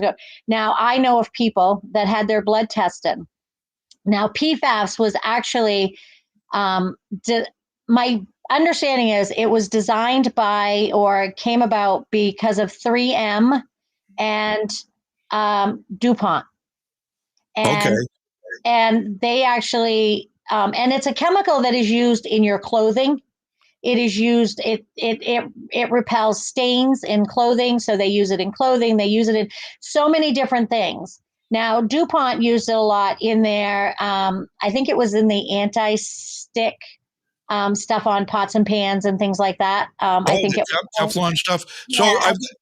So was there a DuPont plant in Fairfield? No, there wasn't a DuPont plant in Fairfield, but that particular chemical is used in so many different things. But DuPont and 3M started it out in West, wherever they are in there. Okay. They actually started using the chemical. It is now being used. My understanding, it's possible that it was used at Zappi, it was used at Huhtamaki, it was used at these other places.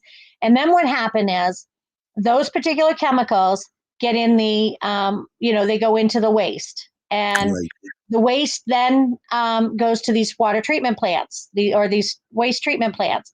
Now, these waste treatment plants back in, I want to say it was either in the 90s, I think it was in the 90s or in 2000s, but I don't know the exact date, that the state said to farmers that this particular, that this waste that we're going to license it. You can go ahead and use this to spread on your fields.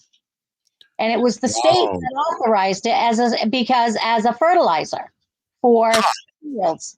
And they did this all across the state. It's not just in the Fairfield area. It actually, my understanding is one of the first areas was down in Arundel that they actually found contamination originally, was a farm down in Arundel. But in Fairfield, it's, because of the waste treatment and they're using these. I testified a couple of times before committees that bills came out this last couple of years. And I grew up on a chicken farm in Knox. And I remember back in the 70s and 80s, what did you do when we would clean out the barns?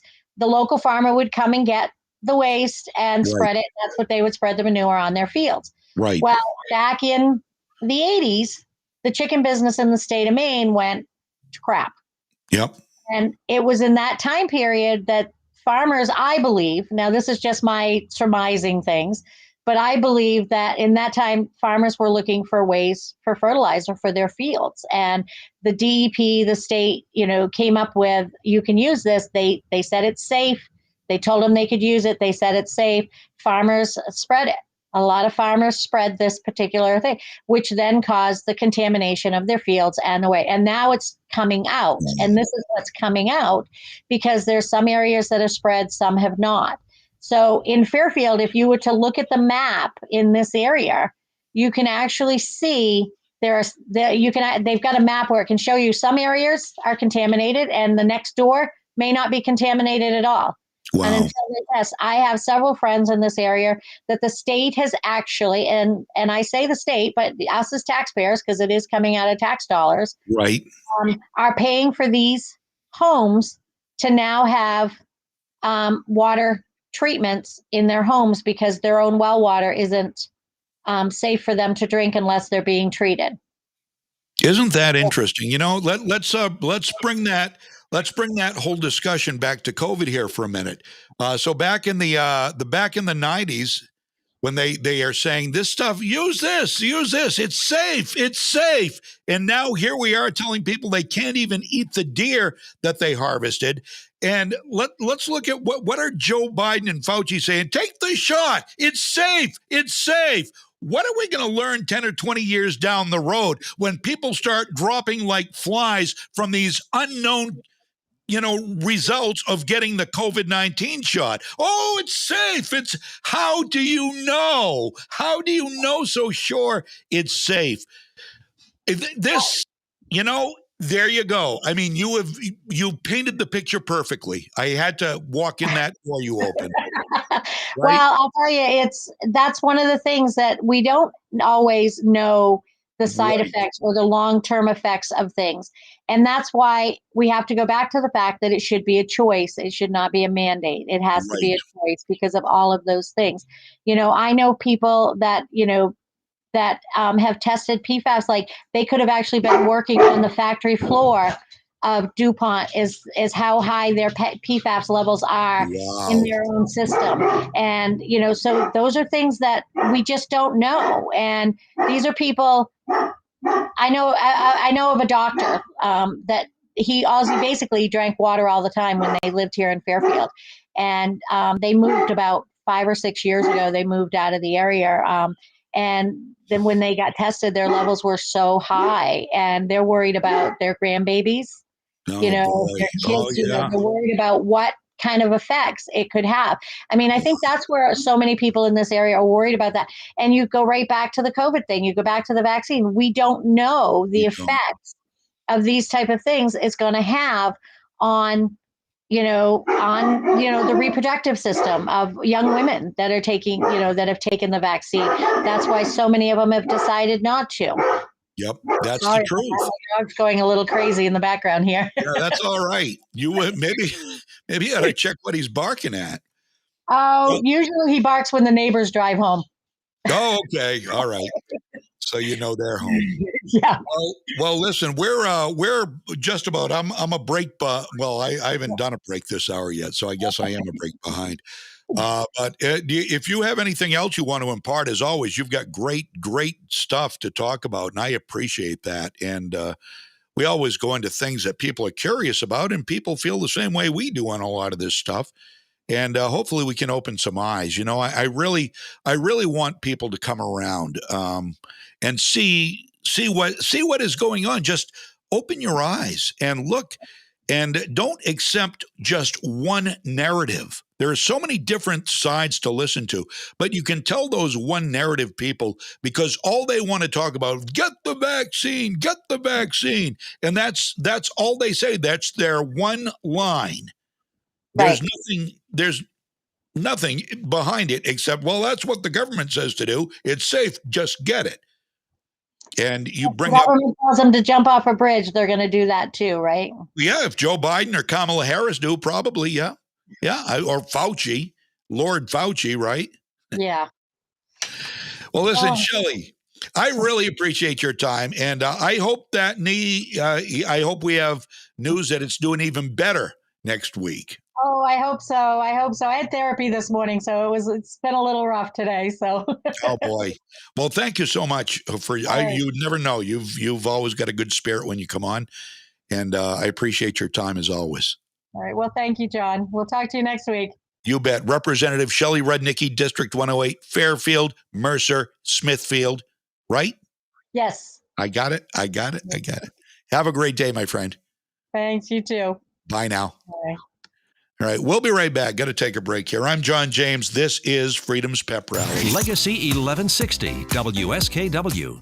Hi, this is Teresa Smith, Assistant Dean of Enrollment at Kennebec Valley Community College. After nearly 30 years at the college, rarely a day goes by that I don't run into someone who tells me they graduated from KVCC or that their son, daughter, wife, or cousin went to KVCC. What a privilege it is for me to work somewhere that has such a positive impact. KVCC offers the training people need to enter high-demand, high-paying jobs while keeping the cost of education low. Whether you want to earn a degree or just need short-term training to learn a new skill, KVCC's got you covered. Our spring semester starts on January 10th, and I would really love it if you were the next person to say to me, hey, don't you work at KVCC? Please check us out online at kvcc.me.edu or call 453-5822. That's 453-KVCC.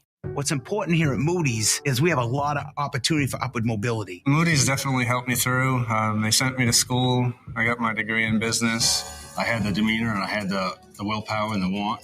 Our trade is constantly changing and there's always new challenges that arise. I definitely feel like an owner. It's very exciting. When you like what you do, you like your job, you like the people you work with, what else could you ask for? Bring your skills to Moody's and build a long-term future with us. I'm CBS 13 meteorologist Lexi O'Connor. Watch for slick spots this morning with freezing rain and light snow possible. We'll see mainly rain at the immediate coast, but light snow or a wintry mix inland. Highs will warm into the mid-40s to near 50 degrees today. More rain this evening, then clearing. Mostly sunny, but windy and cooler with highs in the 30s on Friday. Thank you very much, Lexi O'Connor. Appreciate it.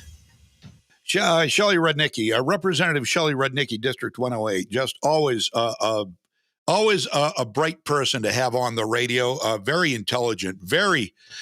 She points some things out. I'm glad she brought up that thing about the forever chemicals in Fairfield, and I don't know a whole heck of a lot about it. It doesn't affect me, and so, but I know of it, and I know it can cause serious problems, and I do know.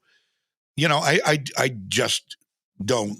I don't live in the area, and I don't have that problem where I live. I do have a well, but I don't think I do anyway. Maybe I ought to get it checked. But she always brings some great information along, and useful information. So watch this bill that she's put in that is going to help the people who harvested deer who can't use the meat. That they paid for the license, they used their time to go out hunting, who knows how much, and they spent their money to butcher their kill and freeze it, more money and time, before they were told you got to throw it away.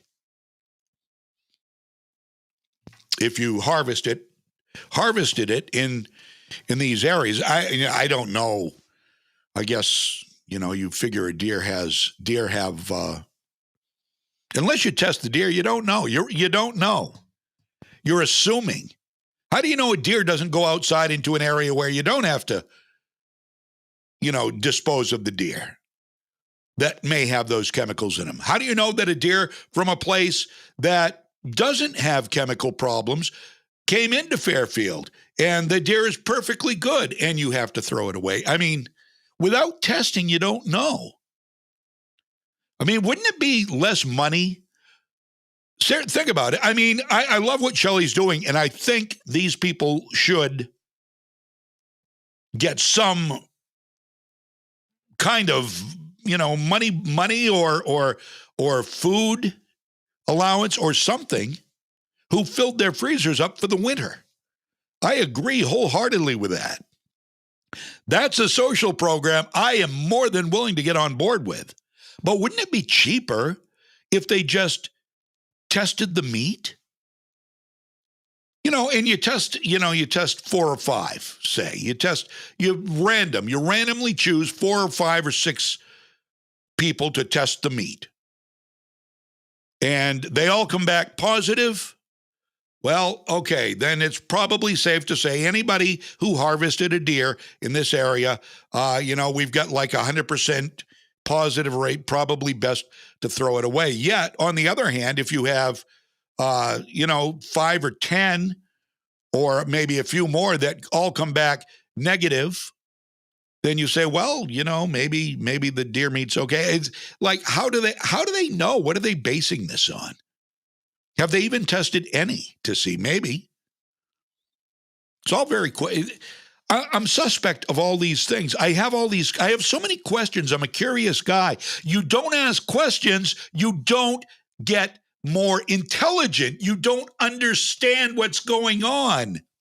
The left doesn't ask questions. They don't. They listen, they absorb, they do. Do as you're told. Okay. Kids know better than adults. Kids know better. A 2-year-old knows better than a leftist adult. A 2-year-old kid will be like, why? Why? But why? What? Whereas the liberal adult will say, okay, get the vaccine. It's safe. How do you know? There's a question. How do you know it's safe? Well, Dr. Fauci said.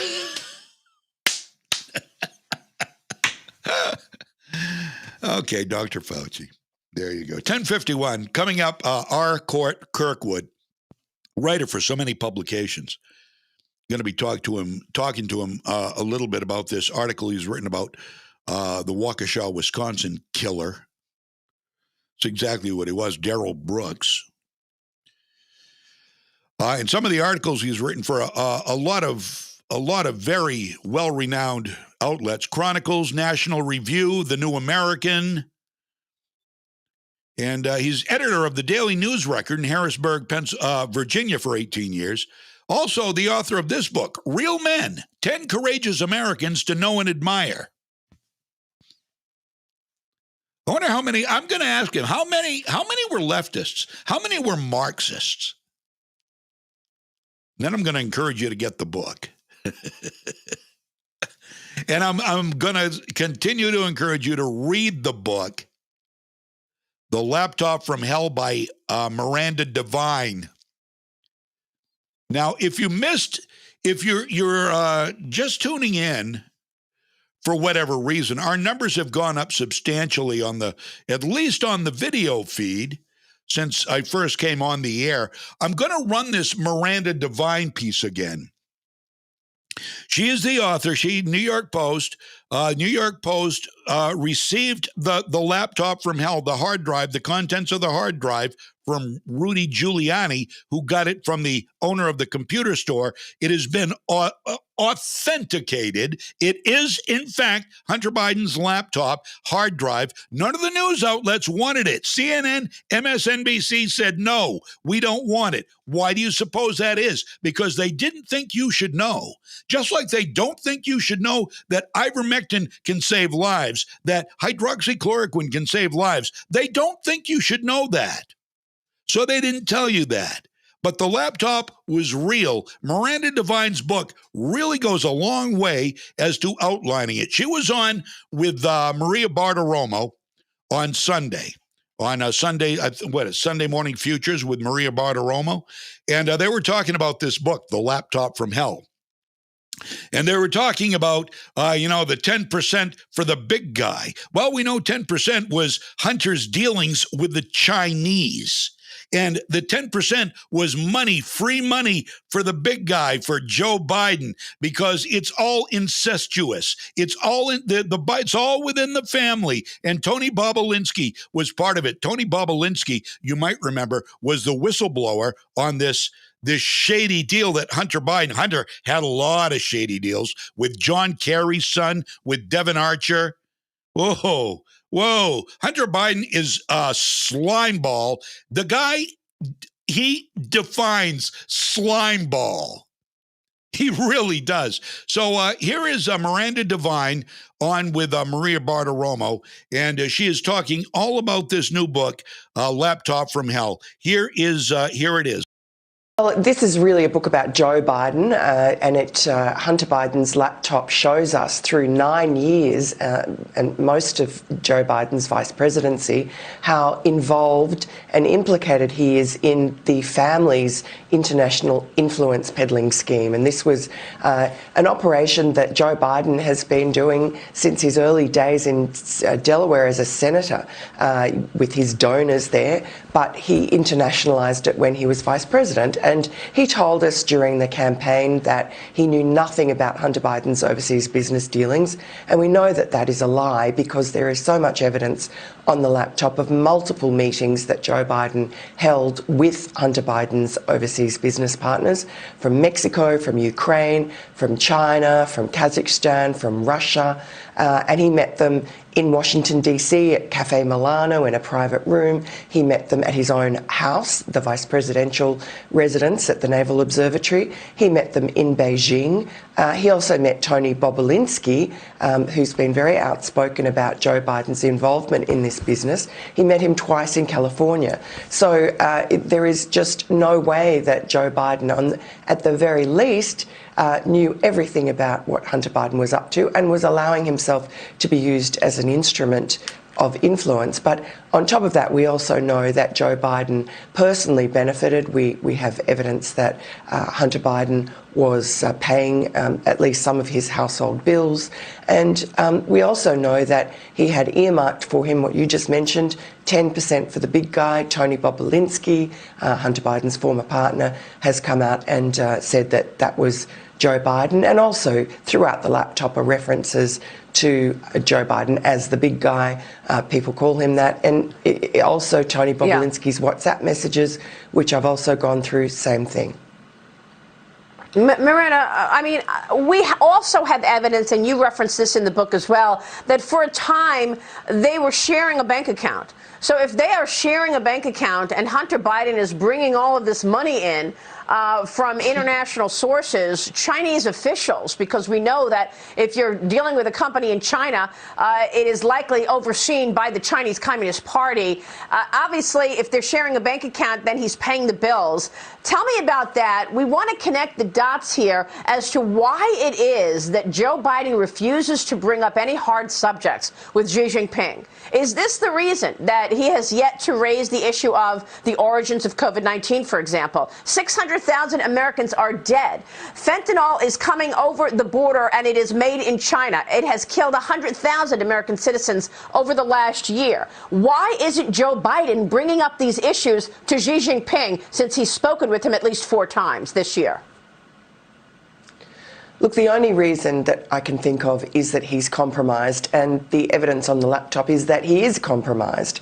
And you have to remember that the business deal that Hunter Biden and Jim Biden, Joe's brother, and their partners were cooking up with China, with this Chinese energy company, CEFC, it's not just an energy company. It is the capitalist arm of President Xi's Belt and Road Initiative. This was as high as you can get in the Chinese government, in the CCP. And the chairman, who was Hunter's partner, who Hunter used to hobnob with at his penthouse in Manhattan, who he regarded as his close friend, who made the lucrative deal with him personally and employed him as his $1 million retainer lawyer. This Chairman Yi, who's now disappeared in China, he was sponsored by President Xi, and CEFC was doing this momentous deal between Rosneft, which was the Russian state-owned oil company, and the CCP.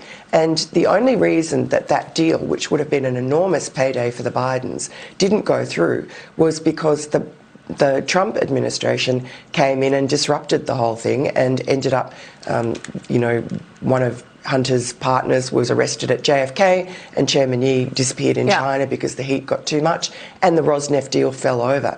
We're talking about Hunter Biden being right in the centre of these enormous geopolitical movements, which all were negative for America's national interest. Wow.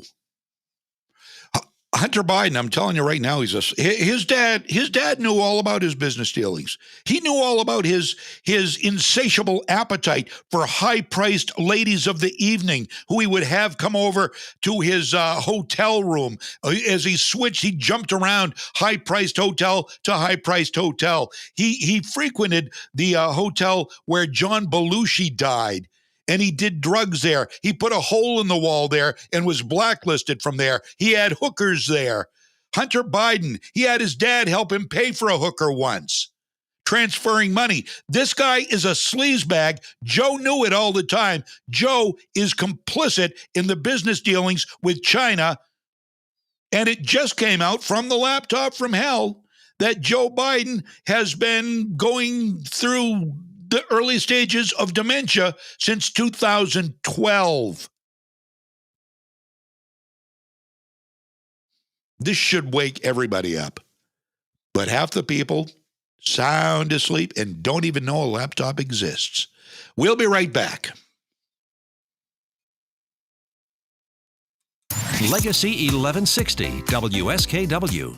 Many things change over time, but since 1972, one thing hasn't changed at all. That Delta Ambulance will always be there when you need them most. Delta Ambulance prides themselves on having a team that utilizes superior training, years of experience, and state-of-the-art medical technologies. So if you need safe transportation for routine or critical care transfers, Delta Ambulance is standing by. Learn more about the difference Delta makes at deltaambulance.org. Compassion, leadership, excellence. That's Delta Ambulance. What's important here at Moody's is we have a lot of opportunity for upward mobility. Moody's definitely helped me through. They sent me to school. I got my degree in business. I had the demeanor and I had the willpower and the want. Our trade is constantly changing and there's always new challenges that arise. I definitely feel like an owner. It's very exciting. When you like what you do, you like your job, you like the people you work with, what else could you ask for?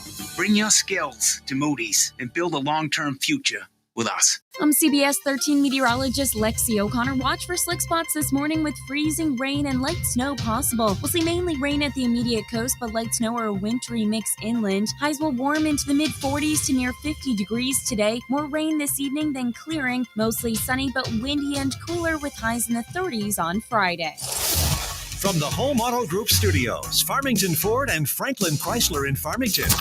This is WSKW, Skowhegan, Augusta, Waterville, Legacy 1160. ABC News, I'm Jim Ryan. The House has reached agreement on a stopgap measure to keep the federal government running through mid-February. Some Senate Republicans, though, are still holding out hope that they'll be able to force a shutdown over the Biden administration's workplace COVID vaccine mandates. Mask mandates on public transportation and more boosters, some of the steps the Biden administration is taking to combat COVID during the winter months. A slight uptick in jobless claims. 222,000 Americans filed new claims for unemployment benefits last week. That's a bit higher than last week's record low, but fits the overall trend. A fuller picture comes Friday when the Labor Department releases monthly employment for November. Economists expect hundreds of thousands of new jobs were created last month before the newly identified Omicron variant of COVID-19 became a threat to the economy. That's ABC's Aaron Katersky. Alec Baldwin has told ABC that he did not pull the trigger on the gun that killed the cinematographer on the set of his movie Rust. This is ABC News. Major League Baseball is locking out players after it failed to reach a new collective bargaining agreement with the union. A win in British court for Meghan Markle in her privacy lawsuit against a newspaper that published parts of a letter that she wrote. She may not be seen as the people's princess over here, but she's won again, this time in the Court of Appeal. Despite the fact that this case shows she was economical with the truth in the first, this second judgment also goes her way over the publication parts of a letter she wrote to her father 3 years ago. Having said that, it still may not be over. Associated newspapers could still pursue the matter at the UK Supreme Court or the European Court of Human Rights. Tom Rivers, ABC News, London. And there's help for people who might be having trouble reading labels on prescriptions. Pharmacy giant CVS says a feature in its app called Spoken RX is available anywhere. It can read things out loud like dosage amounts and directions in English or in Spanish. Jim Ryan, ABC News. Hey, how's it going? Word of mouth has Dante's dental clinic thriving. 17 new patients? Nice. Is this next month's calendar? But he needs another dentist to give his schedule a good cleaning. This is this week? You're kidding. Oh, you're not. Indeed can help him hire great people fast. I need Indeed. Indeed you do. Instant Match instantly connects you with quality candidates whose resumes on Indeed match your sponsored job description. Visit Indeed.com/credit and get $75 towards your first sponsored job. Terms and conditions apply. You're always up for some fun with the family, so you order the essentials, a new board game, some baking supplies, and even a new projector for outdoor movie night. And with the Bank of America customized Cash Rewards credit card, you can choose to earn 3% cash back on online shopping, which could increase to up to 5.25% as a preferred rewards member. Rewards which you can put toward an extra treat that everyone will enjoy, like an old-fashioned popcorn machine. Visit bankofamerica.com/more rewarding and apply now. Copyright 2021 Bank of America Corporation. Welcome back. Freedom's Pep Rally, powered by the Gun Shop on Coney Circle in Augusta. All of our many video broadcasts brought to you by Moody's Collision Centers, locations throughout Maine. The audio at legacy1160.com is brought to you by the Harry J. Smith Company, Sanger Avenue in Waterville, and Hardy Wolf and Downing, Maine's injury lawyers, bring you the apps, which are available at the Apple App Store and at Google Play. I'm John James, and Freedom's Pep Rally is brought to you by the Gun Shop on Coney Circle in Augusta. And our guest this hour is a guy who is quite a prolific writer, written for a lot of different publications, a lot of different outlets, great outlets. His name is R. Court Kirkwood, written for the Remnant, Crisis, Chronicles, National Review, The New American, where I just finished reading a story he wrote. He's also an author of Real Men, and I told you I was going to ask him a question about this. Real Men, 10 Courageous Americans to Know and Admire. Court, welcome to the show. How are you, sir? I'm very fine. Thank you very much, and thank you for having me. Well, it's great to have you here. I want to make sure you can hear me okay. You got me good? I got you. Okay, perfect. All right, and we are into it here. I've got to ask you about this book, Real Men, 10 Courageous Americans You Should Know and Admire. My first question about the book, are there any leftists on that list? Well, I guess that was, some people would claim, some modern Republicans say that a bad man named Andrew Jackson is on that list because he was a Democrat. Yeah. But no, there are no, I wouldn't say there are any leftists on that list. Not the way we understand it today. No, not at all, I wouldn't think. I wrote that book years ago. I guess about 13 years ago. Wow. And, it was really intended as a little book for teenagers to read, young teenagers to read, parents to read to their kids, and to show them, largely because of the entertainment media and its feminization of male characters, its emphasis on normalizing homosexual behavior. To show young boys what men were like, before this horrible turn of events where masculinity became toxic. Right. So that was the purpose of that book, and it was a fun one to write, and I think it's a good read. Now, you can find it on Amazon, Barnes and Noble, all the Amazon, Barnes and Noble, sure. Yeah. Terrific. All right, and the book again. That long ago, I had no idea. Real Men, 10 Courageous Americans to Know and Admire, and another great read for me to add to my list. I'll tell you that. I love to read the books of guests that I have on because we have such great Americans on this show, and I appreciate your being one of them. No, thank you very much.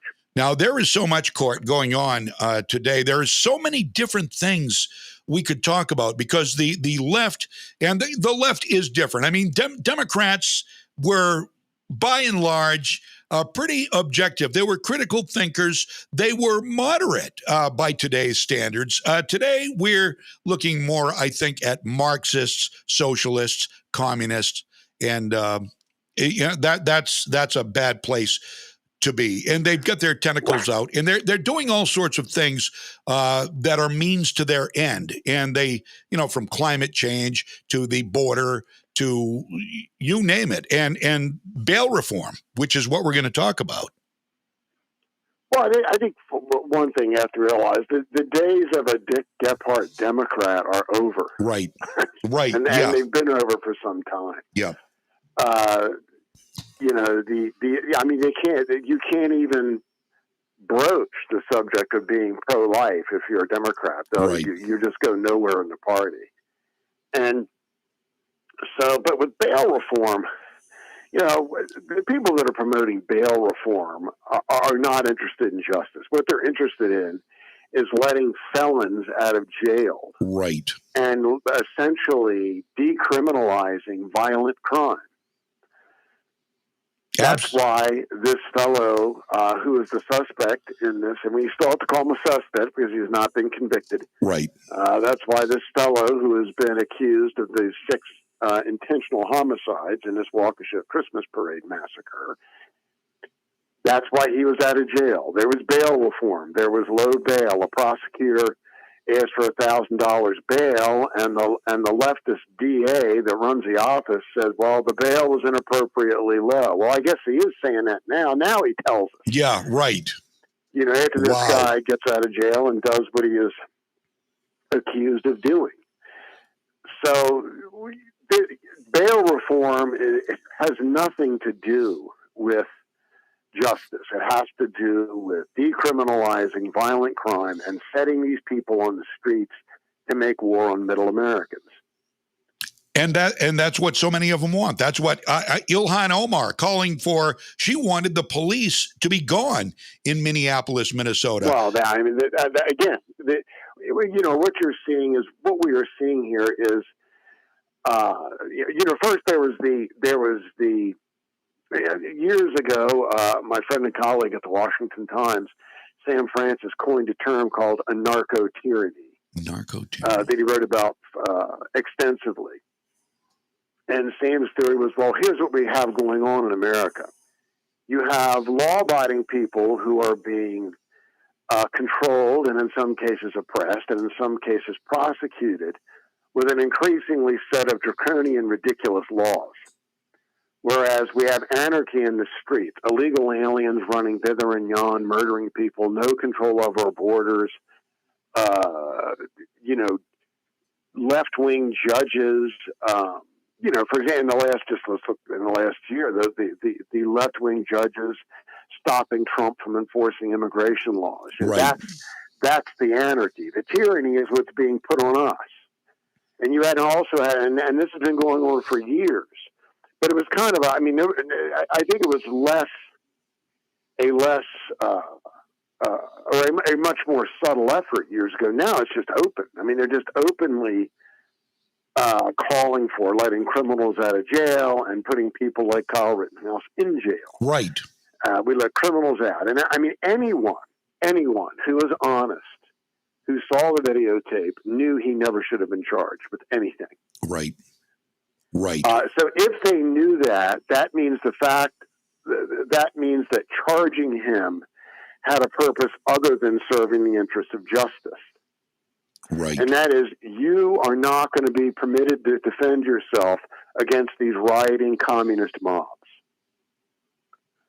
You're not going to be permitted to defend yourself. We are not going to hold this fellow Brooks in jail. No matter what he does, he can try to run down a cop, he could call in a bomb threat to a casino. He's not going to be in jail. We're going to let him out, and he's going to continue terrorizing.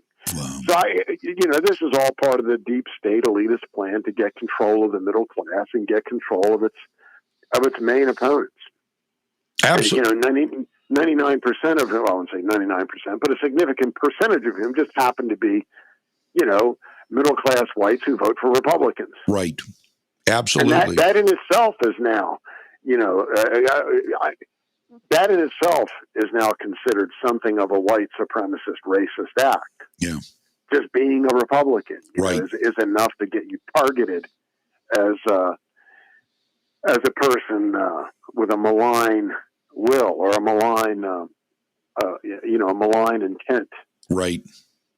Absolutely. Well, I mean, we saw it all last year. All last year, Court. We're talking with R. Court Kirkwood, prolific writer. You got to read some of his articles. Letter R, C-O-R-T, Kirkwood, and find the articles are great all over the place, all over the internet. All last year, we saw nothing but tearing down statues, burning buildings, destroying police precincts, occupying cities, killing cops, killing citizens, and you had people like Kamala Harris and others, funded by George Soros, many of them, by the way, get them out of prison so they could go right back to the streets and riot. Yet you have, I don't know if you've seen the movie Capital Punishment, the movie that Nick Searcy just did about January 6th, but these This is so misrepresented, yet some of these people are still sitting in prison. One, the guy with the buffalo hat on, or whatever it was, who was very peaceful, little mentally ill perhaps, but peaceful. He's in prison for 4 years now. There is no justice if you're a conservative court. What do we do? Yeah, well, that's exactly the point. The guy with the funny outfits in prison for 4 years. Yeah. And the fellow that banged on the door with an axe is out. He's out, and he got. But it's not just. It wasn't just January 6th. You look at Portland, where they were just these left wing anarchists, these communist mobs, were given free rein. And he got his They act. were literally given free rein. Now, I mean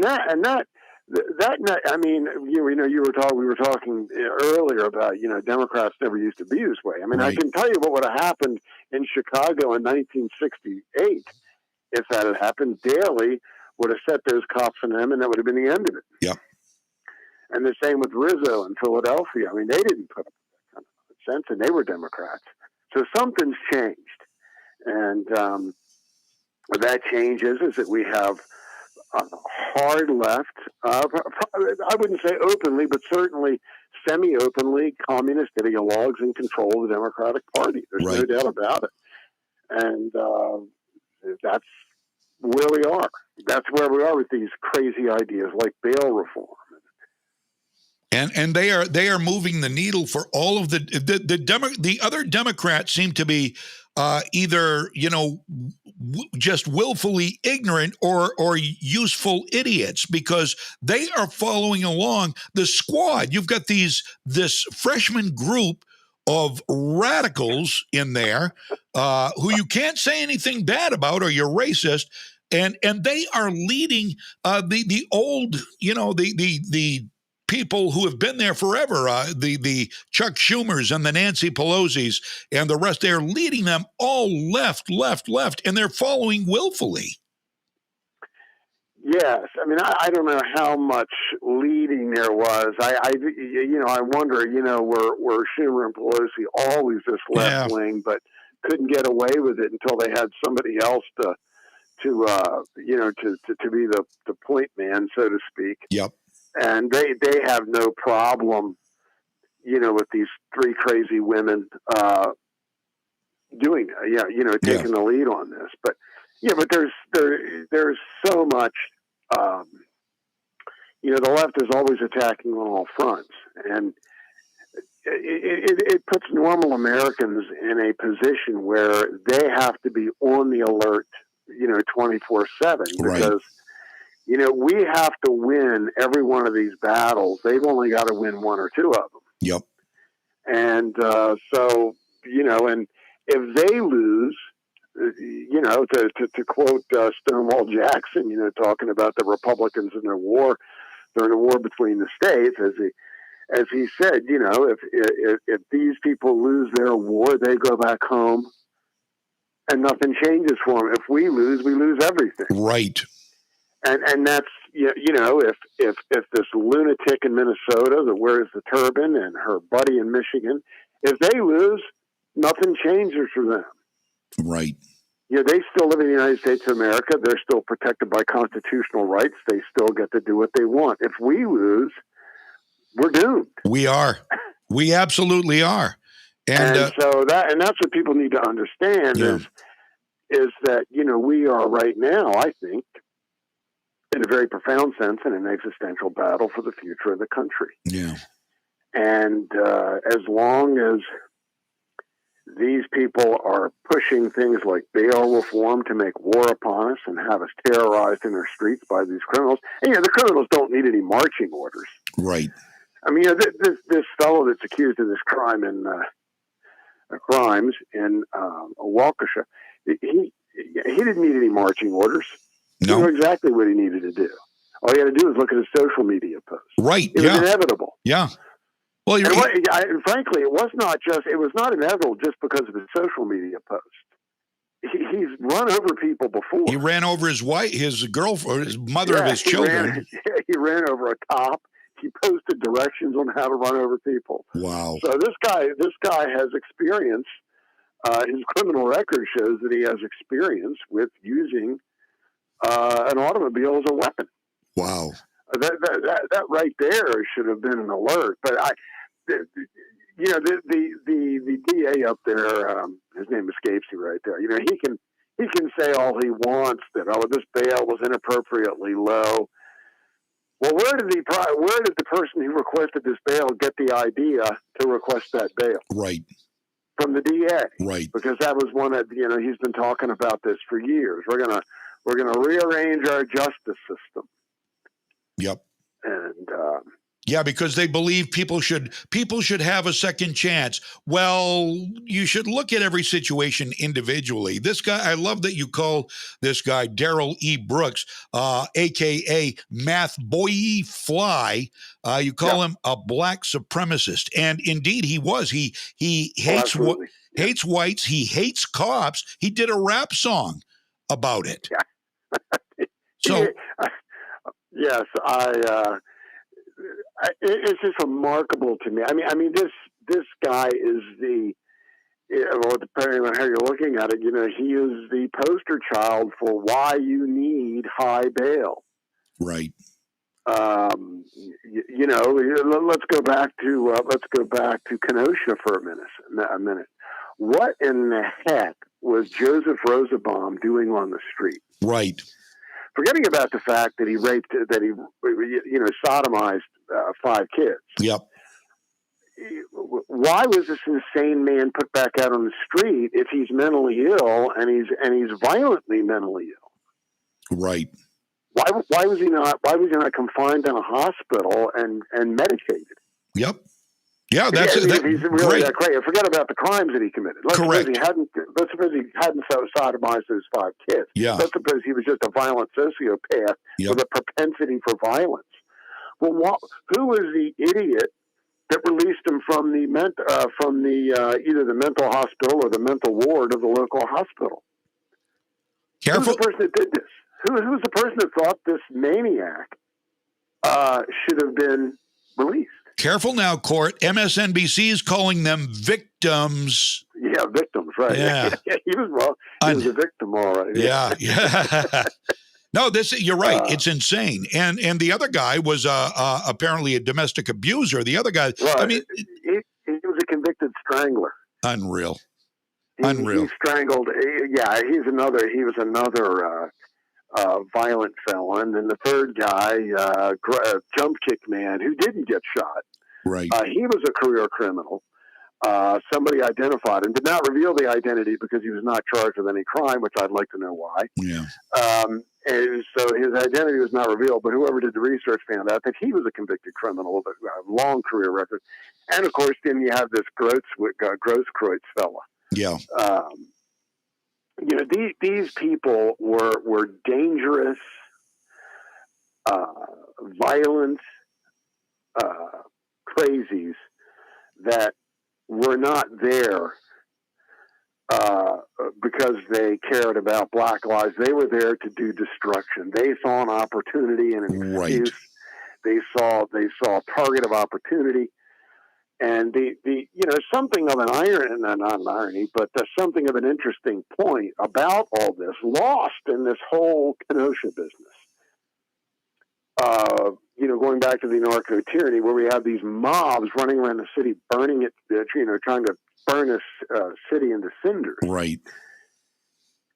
Remember, the shooting of Blake was a clean shooting. It was justified. Yeah. It was a justified shooting. Right. The DA ruled that it was a justified shooting. The Obama administration refused to go after the guy. Yep. This is one of the great. This is one of the great, I think, injustices of how. And I think it started with George Bush 41. Is using civil cases to punish people who federal authorities do not believe have been punished appropriately when juries let them go. So, you had the 5 LA cops in 1992. They were nailed on federal civil rights charges after the jury acquitted them in the Rodney King beating. Yep. I certainly don't take a backseat to anybody in saying that I think O.J. Simpson that O.J. Simpson killed his wife and Ron Goldman. Yep.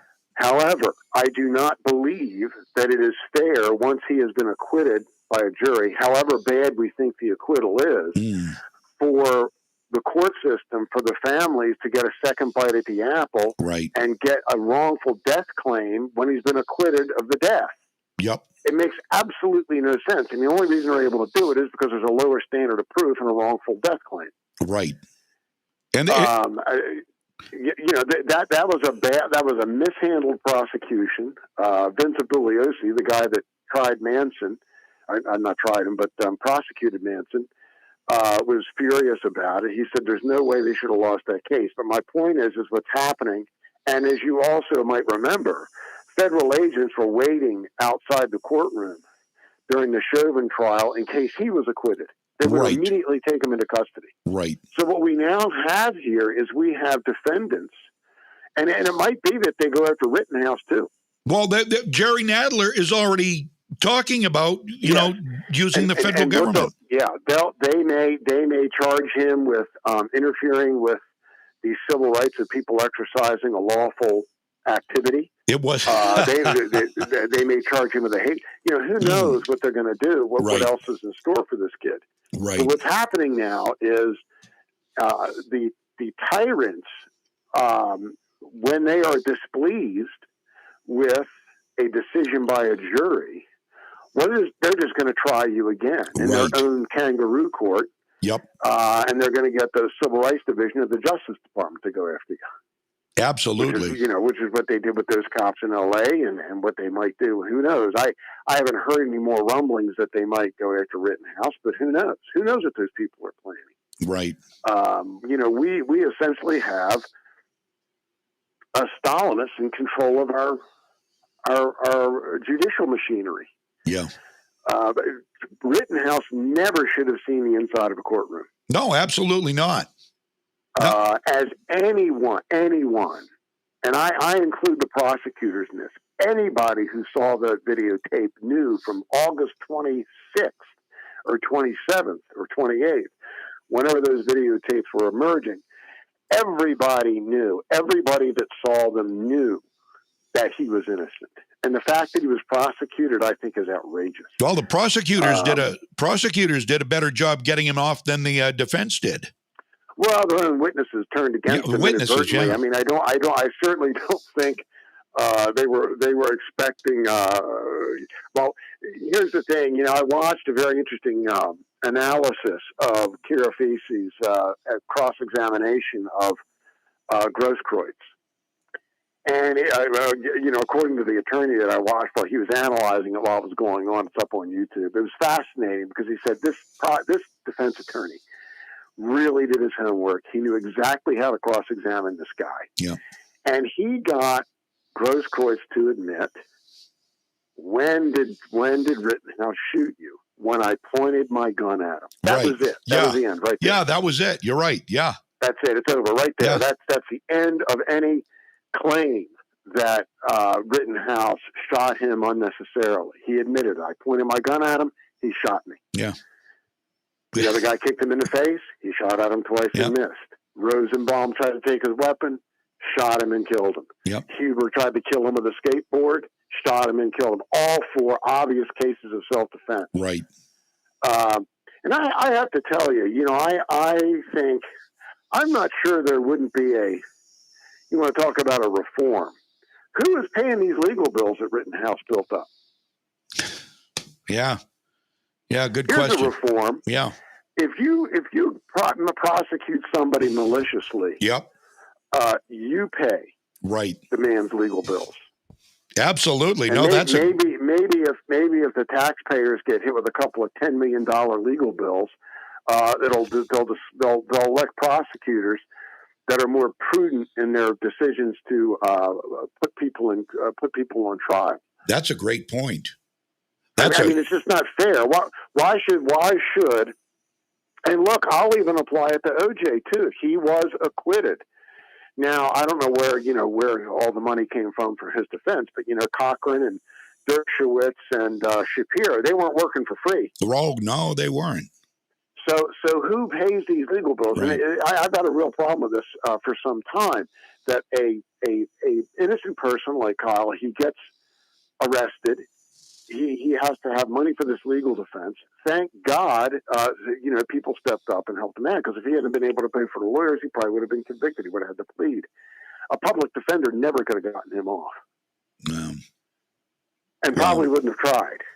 Yeah. So, I mean, I got to tell you, I think that that might be an intelligent reform, that if you prosecute somebody and you lose, you pay legal bills. Great point. That's a great point. And, obviously, you could wind up paying legal bills for somebody that's guilty, like OJ. Right. Yeah. But in the long run, I would say that, as my old man used to tell me, defense lawyers don't get rich defending innocent people. Right, exactly. Exactly. So the cases in which the taxpayers would actually be hit with a legal bill for an obviously guilty person, but the prosecution screws it up and loses. Yeah. The chances of the taxpayers getting hit with paying that guilty person's legal bills are probably 1 out of every 200 defendants or right. 300 defendants. Yeah. So, that measure will protect people from malicious prosecution, because, and I will tell you something else, I'm not even sure that we know that in some cases, if you go back to the Manson case, now Bugliosi said this in his interviews at the time, the claim was obviously in that case that these cops who didn't know each other got together at 2:00 in the morning, and as Bugliosi said, they got together at 2:00 in the morning, and they quickly conceived a plan to frame the most famous black man in Los Angeles for murder. This was essentially the claim of the defense. Well, first of all, according to Bugliosi, it is a crime. If you try to frame somebody for a capital offense, that's a capital offense itself. Yep. So because essentially you're trying to put the person in the chair, or give them the needle. I mean, I'm assuming Bugliosi is right in that. I've seen arguments against that, but I'm not sure that like I said before. Okay, if Binger loses, well, he just goes and prosecutes the next guy. Right. He goes back home. He goes back home to his nice home and has dinner with his family, or goes out and has a couple of cocktails with his friends. Nothing happens to Binger if he loses. Right. But if Kyle loses, he's in jail for the rest of his life for a crime he didn't commit. That's right. How is that? How is this? I don't understand this. Yeah. And I'm certainly not saying that every prosecutor who loses a case ought to suffer some sort of punishment, because guilty people do get off. Right. But in a case where the prosecution is obviously malicious, it's obviously ideologically driven, they were answering this mob that was calling for this kid to be strung up from a lamppost, figuratively speaking. So what punishment is there for Binger in all this? That's right. No, that's a great point too. I mean, it's one thing for a prosecutor to lose a case, again, where the person's obviously guilty. Yeah. It's another thing for a prosecutor to maliciously prosecute somebody and use his office with all the powers of the state, all the powers of the government, all the powers of the police. Yeah. No, you're right. All the powers of their expert witnesses to frame somebody for murder, which is essentially what he was doing. And he knew. Absolutely. And he knew, of course he knew. Come on. I went to law school. He's not an idiot. Exactly. No, and as the judge said, he's an experienced prosecutor. This man's no dummy. He didn't just fall. He didn't just fall off the turnip truck riding in from the farm. And he knew exactly what he was doing. And I have to hand it to the judge, who was a Democrat, by the way, for kicking him in the tail a couple of times. Trying to introduce the evidence that he said you can't introduce, and then, and this is something I didn't know. I got a little bit of an education watching this, but it makes sense that a prosecutor may not bring up the fact that a person accused of a crime exercises Fifth Amendment rights. Really? You're not allowed to do that. No, and he yelled at him for that at length. He said, I was astonished that you brought up Mr. Rittenhouse's, the defendant's post-arrest silence. When you know, as an experienced prosecutor, that has been the law for 50 years. You cannot do that because it suggests to the jury that because the defendant did not speak, or until now, as Binger said, meaning in court, that it imputes guilt. Wow. Well, any defense attorney is going to tell you, I don't care if they're pulling you over for a speeding ticket. Yeah. You never talk to the cops. Right. If you are talking about a crime. Right. And I mean, I'm talking about if you're a person of interest or a suspect, or you think you might be a suspect. Even if you get pulled over by the police on a, let's say you get pulled over for speeding. You know, if the cop says, this is why you never talk to the police, because you can get yourself in trouble. Right. Cop says, do you know how fast you were going? Let's suppose the speed limit was 25. Yeah. You get pulled over. Cop says, do you know how fast you were going? Oh, I was only going 35, officer. Well, you just admitted you were speeding. Just incriminated yourself. Absolutely. You just incriminated. That's why you don't talk to the cops. The answer to that question is no. Yeah. I don't. Oh, that's you never talk. You know, how much have you had to drink? Right. I would prefer not to answer that question. Right. You know, because Yeah. So you cannot use, this judge said, you can't use the fact that Rittenhouse decided to exercise his constitutional rights after he was arrested as a weapon against him. Wow. To make it seem like he is guilty to the jury. It's just, you're not allowed to do that. And I understand why. Yeah. Oh, yeah, absolutely. Because anybody with a brain is not going to talk to a detective. Right. Because the thing is that you can go up on YouTube. This is probably good for your listeners to watch. There's a YouTube video of a defense attorney who gives a whole lecture on this to his law school class. You don't talk to the police when you've been arrested. You don't talk to the police when they say, hey, come on down to the station. We want to ask you a couple of questions. But you're not under arrest. Right. You can leave at any time. You never answer those questions because you might be innocent of the crime. They may think you are a person of interest, and you could blurt something out in a police interview that another witness contradicts that makes you look guilty. Yeah. And you're not. And now you got a problem. So you can't, but anyway, the whole point of the judge said, don't, but that's an interesting video. And the funny thing is about this lawyer, he got a detective to come in to the law school class. And the detective said, everything this lawyer has just told you all is correct. Don't ever talk to a cop. He said, I'm a cop. I'm a detective. I have been interviewing people for 20 years. Suspects do not have the experience I have in interviewing, and I will get them to admit something. There you go. Because Yeah. I'm experienced. Absolutely. The lawyer asked this detective, he said, have you ever not arrested somebody because they talked you out of it? Answer, no. Right. Yep. That makes perfect sense. So but I mean, that was, so anyway, getting back to the judge, that is what the judge's point. You can't just imply, even asking about it suggests that there's guilt. And he really flew off the handle. It's up on, it's all up on the social media. He really, really ripped him a new one. I think he was almost about to say that there are grounds for a mistrial.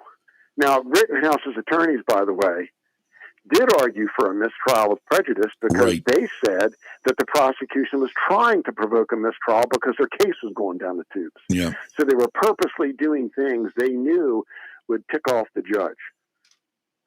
Do you think that maybe the prosecutor in this case, knowing he's not dumb, he's no dummy, do you think maybe he was second guessing this whole thing and wanting it to end in a mistrial or wanting him to be found innocent? Really? That's a good question. I think there are probably two views in that. They're obviously Rittenhouse's attorneys thought, or they argued in a motion, that he was doing things that should provoke a mistrial, so they asked for a mistrial of prejudice. Now, a mistrial of prejudice means they can't bring the charges back. Right. Just a mistrial means they can.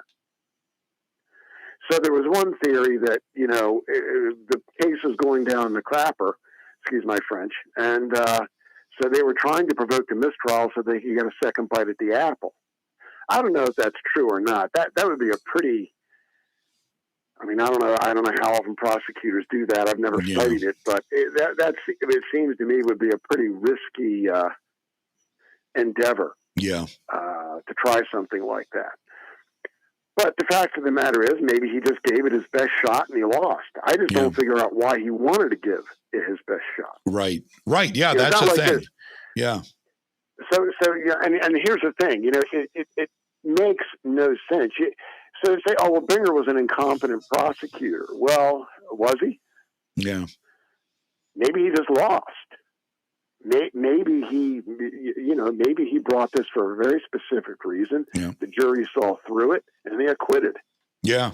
This isn't a case where this isn't an O.J. Simpson case. This isn't even a Waukesha case where it's obvious. Where what happened is obvious. There's no doubt about it. Yeah. In the sense of guilt. In this case, there was no doubt about it in the sense of not guilt because it's obvious that he defended himself. So is there do you think there's any correlation between the outcome of the Kenosha trial and what happened at the Christmas parade in Waukesha? There was something I almost wrote about this. There was something floating around on social media where somebody said, "Well, this is the beginning of the revolution, and this is the answer to the Rittenhouse." I saw that. I'm not going to speculate. It could be, but we'll have to ask. What's his name? Yeah, math boy Fly. Yeah, I mean, I can't believe they're actually going to try this case. Yeah, I can't believe they're not going to try to arrange some sort of plea bargain. But who knows? Yeah. Again, many of the, in some of these cases, you had this case in Texas where an obviously guilty person has been, there's a mistrial because one juror held out. Right. There are cases where you have jury nullification. I think the OJ case was jury nullification. Yeah. The Rittenhouse case was not. He was found innocent. He was tried. He was found innocent, but it was not a jury. They came to the correct conclusion. It's when the jury does the opposite of what they obviously should do that you have jury nullification. Even in the case of the LA cops in '92, the jury found them innocent, and they found only one of the blows against King was unjustified, and it was the last one. Wow. And the Ahmaud Arbery case, that was I thought that was a good outcome too. That was a good jury call. I don't agree. You don't? Okay. Tell me why. Because the original prosecutor did not want to prosecute. He thought it was a clean shooting. Really? Yes. Okay. Arbery was mentally ill. His mother complained to police about it. He was known in town or around there as the jogger because he would jog, he would go in front of a store, he would do some stretching, then he'd run in and rob the store real quick and escape. He used jogging as a ruse. Okay.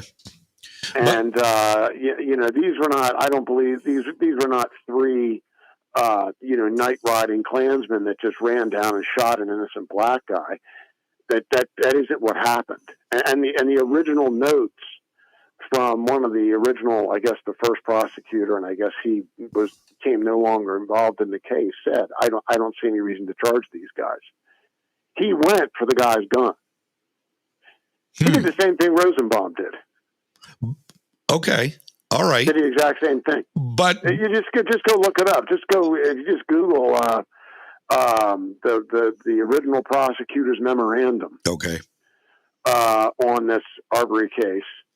So conservatives should not be applauding that. Okay. It was a bad decision. It means that this guy had been in and out of that house on security footage multiple times. The police had thanked these guys for keeping an eye on the neighborhood. They were fed up with it. And remember, you can't tell. The only thing you can tell from the video is that Arbery attacked this guy and he got shot. There's no evidence that this guy, ran him down and just shot him for no reason. That isn't what happened. They called for him to stop. And citizens' arrests, well, until this case, because they panicked down there and I believe they fiddled or either eliminated or fiddled with the citizens' arrest laws. They were making a valid citizen's arrest. Okay, I wasn't that familiar with the laws there, but being really big into the self-defense world myself, it just seemed to me that Arbery, who didn't have a weapon, I don't know the guys. Let me ask you this question. Let's put it this way: what if it was your residential neighborhood, and there's this prowler running around? So you get out in your car, you try to find this guy. You corner him in a cul-de-sac somewhere. You have your piece with you, and he won't stop, and you pull your piece, and he tries to take your gun away from you. But I don't think I would. I don't think I would pull a gun on somebody if I didn't have evidence they were trying to do physical or deadly harm. Well, but see, I think these guys were convinced that this fellow. Well, I mean, anybody today, you're allowed to defend yourself. And maybe you wouldn't pull your piece, of course. But these fellas were obviously trying to protect their neighborhood. Yeah. Because based on all the security footage and everything else, you just have to go look at the security footage and go look at that original prosecutor. Yeah. Okay. Well, I don't want to charge him. All right. Now that raises the question: is why were they charged? Well, same reason Rittenhouse was, same reason George Zimmerman was, same reason Derek Chauvin was. Chauvin got a show trial. I mean, he never should have been. He never should have been put on trial. That was a cluster right from the get-go. Floyd died of a fentanyl overdose. Yep. He did not die. I mean, the autopsy said it. He was in the cruiser saying, "I can't breathe. I can't breathe." Nobody was touching him. That's because fentanyl is a respiratory depressant. Yeah. No, morphine is a respiratory depressant. All those narcotics, many of those narcotics are respiratory depressants. No, I always questioned that one. I really did. These show trials have to stop. Yeah. And what is the message of these show trials? That guys like you and me are not going to be permitted to defend ourselves. Well, that's a thing. Yeah, you're right. That any time a police officer uses force to restrain a black felon, he is going to be accused of racial animus because of critical race theory. Right. Because all whites are racist. Right. Correct. I mean, this is what they said about Rittenhouse. He's a racist. He's a white supremacist. He's a domestic terrorist. He was there to kill people. They're still saying across state lines. Yeah, they're still saying it. And Joy Reid is perpetuating the myth that he came across state lines with the AR-15, had no business there. His father lived in Kenosha. Yeah, and I will tell you, I'm waiting for the Twitter stuff to start that says, well, those people in Waukesha got what they deserved because they're white and they got white privilege, and this guy's been oppressed by the criminal justice system all his life, and he finally snapped. Yeah, right. That's coming. Because that's exactly right. Unhinged people out there. Listen, Harcourt Kirkwood, you're amazing. You are just. Well, thank you. I could talk with you all day. I love the fact that you spent this much time, and I haven't even done a break this hour, so I am coming up against the clock here. But I do want to mention your book again, which has quite. You've been doing this thing for 35 years, so you are no newbie at this. That there's no question about it. You are good at your craft. Well, thank you very much. I appreciate it. And you're a great American, and I appreciate I appreciate everything we've talked about today. But the book, in case you want to get it, and I certainly am going to get it, is whoops, I just lost it here. It's 10 Courageous Americans to Know and Admire. Real Men is the title, and then the 10 courageous Americans to know and admire, and they're all great men. I don't know who they all are, but in knowing you now, I'm sure they are all great men, and I am going to read the book. Oh, well, thank you very much. I appreciate it. And hopefully we can have you on again sometime. And what are the different places that you write at on a regular basis? Now, New American is where I found a bunch of your articles. I'm mainly writing for the New American right now. In the past, I've written for just about every major conservative publication in the country. I began my career years ago writing for a National Review, and they kind of went off the rails there. So I stopped writing for them and moved over to Chronicles and wrote for Chronicles for years. And I've been writing for the New American for some time. I guess almost 15 years, I guess. Wow. More. But I've been doing this since 83, 84, somewhere around there when I landed in the big city. I was in D.C. My last gig in D.C., I wrote for the Washington Times for 4 years. You may remember Tony Snow, George Bush. Oh yeah, absolutely. Yeah, I worked for Tony for 4 years, and then I left there and I worked for Pat Buchanan's 1996 presidential campaign very, very briefly for a couple of months before I got back into the secular end of the newspaper business, non-opinion writing, and I ran a couple of weeklies, and then I landed here in Harrisonburg and ran the daily newspaper here for the newsroom for 18 years. So wow, I've been around. So I know where some bodies are buried. That's unbelievable. And Tony Snow was a great radio guy too, by the way. Tony was a very, very nice guy. Yeah. And he was the type of fellow, I think, that, obviously he was certainly a member of the Republican elite, but, if he were sitting in the Old Ibbot's Grill having a beer after work and there was a worker in there, fixing some drywall, and that guy came down and sat down next to him and they were watching the ball game together, Tony would talk to the guy for an hour. He was a very, very nice guy. Yeah. And I had my difficulties with him as a writer, but generally though he was a very, very nice guy, and so I worked for Tony for 4 years, but and I was sorry to see obviously him stricken with that colon cancer. He mentioned that to me in our first interview. Oh, is that right? Yeah, because it got his mother too, and he said, I'm terrified. So he knew he was dying. No. And this is 1988, long before he went to work for Bush 43. Okay. In my very first interview with him in 1988, he mentioned the fact that his mother died of colon cancer, and he was terrified of the same thing. Wow. And that's what got him. Yeah, unreal. Wow. Yeah. So, interesting fact about Tony, he was a master, was he a clarinetist or a jazz saxophonist? He was a jazz guy. There's a couple of YouTube videos here, at least one YouTube video you can see. But anyways, that's my career going back. So I've written for a lot of different places, and I stay focused at the New American now. I write for their website, and I have my own. Me and a couple of friends of mine have found our own website called AmericanRemnant.com, which is a much smaller scale operation. We occasionally throw up opinions, and nice. There's a good little piece up there today about Eric Zamor, and so New American, www.newamerican.com, and you can follow me on Twitter at @rcourtkirkwood.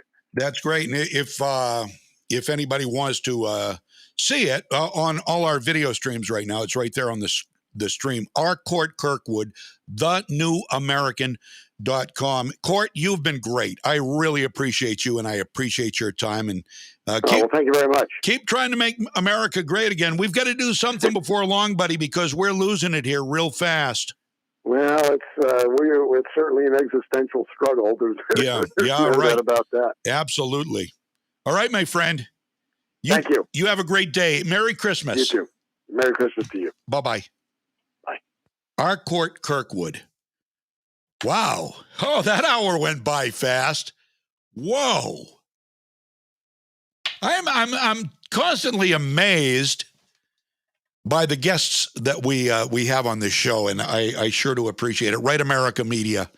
You got to check them out. Right America Media, home of a bunch of great shows. Doc Green, the real Doc Green. He's on every day, 2 to 4. Savannah, my friend Savannah Lynn, Savvy Truth. She's on every Tuesday evening. She's just an amazing 17-year-old who has great guests and is a great American. So many more you can find there at Right America Media, who we are, I'm affiliated with. And I appreciate Legacy 1160 WSKW, and our corporation is the best. They let us say truth with no criticism. And they are to be appreciated. There aren't a lot of radio companies like that. I dare say there aren't many, if any, radio companies in Maine left that are like that. But Mixed Maine Media certainly is. And they don't endorse everything we say, but they allow us to say it. That is a great American company. And believe me, I don't take that for granted, not for 1 minute. We're out of time. I've got to get out of here, I know. So Mike Violette's back here tomorrow morning starting at 6. I will see you tomorrow morning starting at 9 as we celebrate Friday tonight. Have a great afternoon. I'm John James. This is Freedom's Pep Rally, brought to you by the Gun Shop on Coney Circle in Augusta.